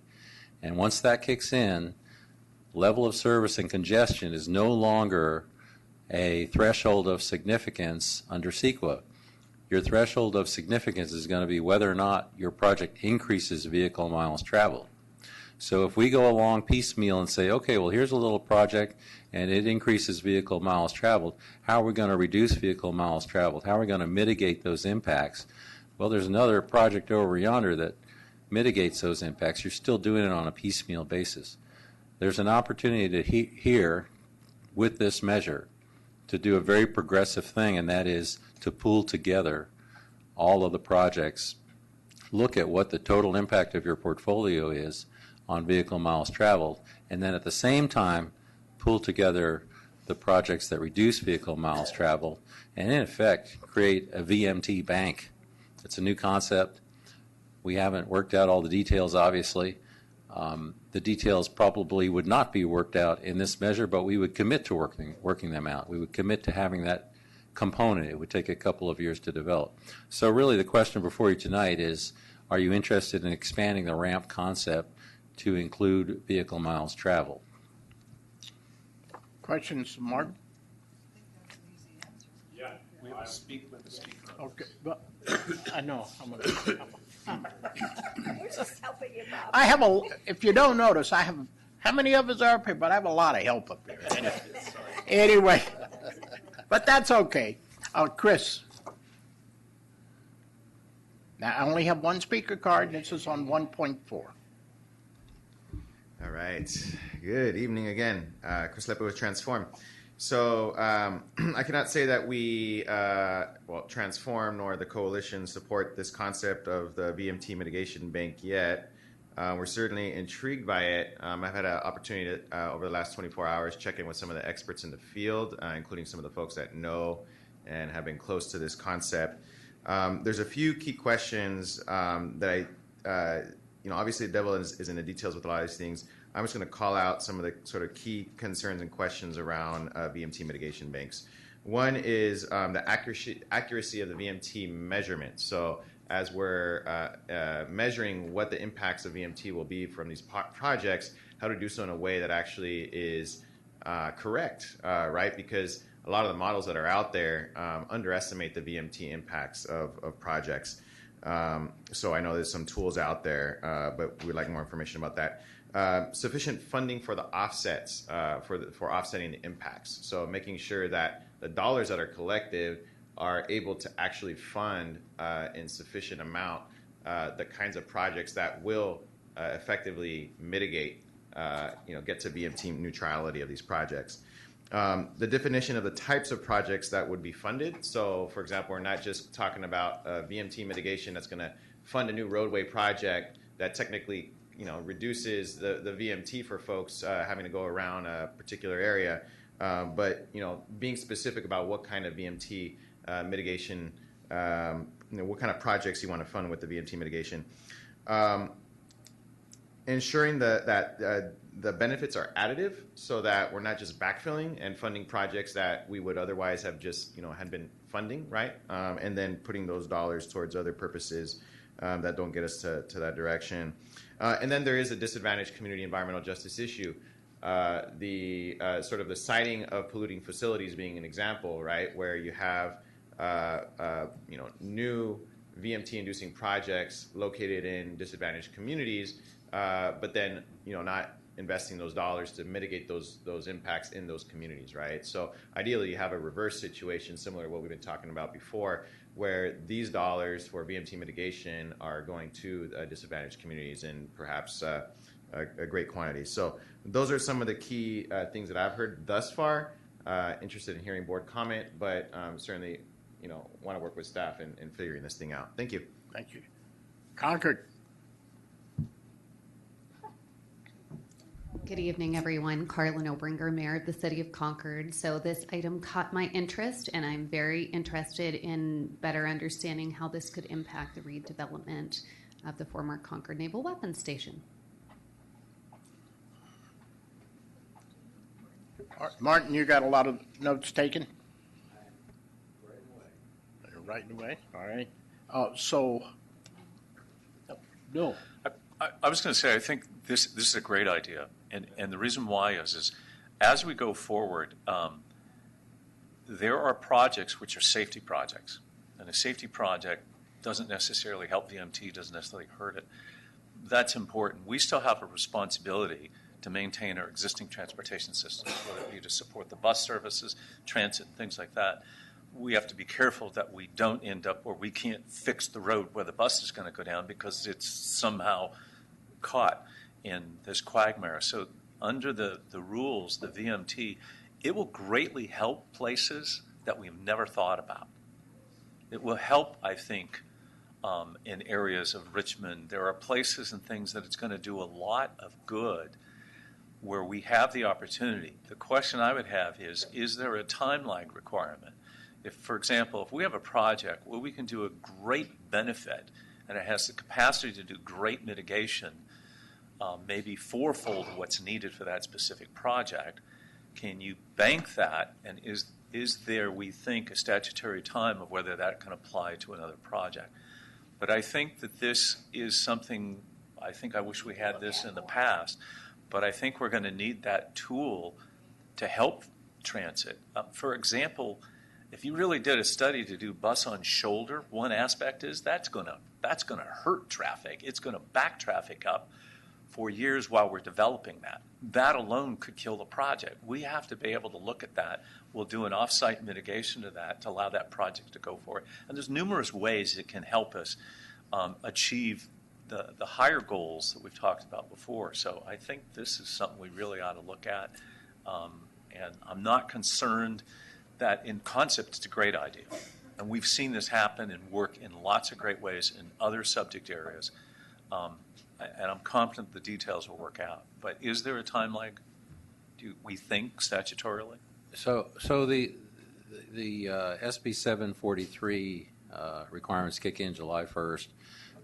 It would probably take, based upon the experience with Measure C and Measure J, it would probably take a couple of years to develop the whole concept of the bank and who runs it and who oversees it and who implements it. And so there'd be a 2-year gap where you don't have that and you're working piecemeal. And then the timeline for your credit. So one of the things I should point out is we're probably not just talking about transportation projects. We're talking about all kinds of projects. There's 220 units going up here right now by the BART station. That is a credit, and that credit could be logged as a transaction. So it does, in a way, expand the purview of VMT because you're looking not only at transportation projects but also housing projects. With regard to the Concord Naval Weapons Station, you're looking at a lot of credits there for housing that's developed near the North Concord BART station. So, and it's a very complex challenge to log those projects, to track those transactions, to develop those credits, and then to figure out what the debits are against it. As far as a time when they expire, I don't know enough about it yet to answer that question. Commissioners, what it does, so we can forward a paper to you to read. There is, this is just a concept. There's a conceptual paper. We're intrigued by that paper. I think what it does, it forces us to look at not only the VMT increasing projects, but those VMT reducing projects, which just aren't transportation. So as Martin said, if you create a new factory out in Pittsburgh and they're all hired in that area, your reverse commute now is shorter, so you're reducing, in theory, VMT. So this is brand new, and so what we're trying to do is be focused on the future, because you're going to have to do it eventually anyway. We just don't know how to do it. So we'll send a link to a paper, or forward the paper to you. It's an interesting read. Oh, it's in the staff report. So read that, and then you'll see. But it's a complex issue, but it forces us to think about offsets and then taking credit for those BMT reducing projects. So do we want to take action on this? Yes. Okay. Is that a first? Yes, it's a first. I have a first and a second. Any more discussion? Call for the vote. Say it again. I mean, let's do it now and design the program ourselves. Okay. It's easier just to say yes when you're not having to do anything. Okay. I have a first. I have a second. Any more discussion? Call for the vote. All in favor? Aye. Opposed? Unanimous. Karen's in a hurry. Go. Just say yes on this one, we're done. It's a no-brainer. No-brainer. Is it Mark? 1.5? Mr. Chairman, on item 1.5, I'd like to ask, just have Matt Kelly come up here in case there are any detailed questions. This is about the performance analysis of the initial TEP, and as you will recall, on June 12th, you gave staff direction to go ahead and start modeling the initial draft TEP. We don't have a final TEP in our hands, so we have to figure out, well, what projects do we think are in this initial draft TEP? So we've been sorting out the project list, and that's where Matt Kelly's been staying up late working on all these tables to figure out what the projects are and which scenario they're in. The scenarios we're modeling to figure out the impacts of the TEP are included in your packet. But at this point now, we have a pretty good definition of what projects are in and what projects are out for what's called the TEP no build and the TEP build. And the modeling consultant, Kittleson and Associates, is grinding away, running the countywide transportation model, which you oversee. And the results of those model runs will be available to you at a very kind of bird's eye level on August 14th. So we're hoping a week from now, and we're not going to be able to put the results in the packet. We're going to have to walk them into the meeting. But at that point, we'll be able to tell you, the big numbers, what are the impacts of this TEP in terms of overall vehicle miles traveled, vehicle hours of delay, average speeds, modal shift, and so forth. And then following that, we're going to go into a mode which is called post-processing. Post-processing is where we try to refine the model results to figure out how the projects affect travel behavior, and that information is processed through spreadsheets and then fed back into the model, and we get the numbers once again. And we're hoping, if all goes well, to have that before you on August 21st. It's a very tight schedule. At this point, we're pretty much locked into the project selection, but I just wanted to give you a briefing on where we are with this, and hopefully we'll be ready for you on the 14th and the 21st with some answers to the impacts. So this was informational. Yeah. Great report. I move to receive. Matt was wonderful. First and a second, all in favor? Aye. Opposed? Well done. Unanimous. All right, correspondence communications? Wonderful. Adjournment now.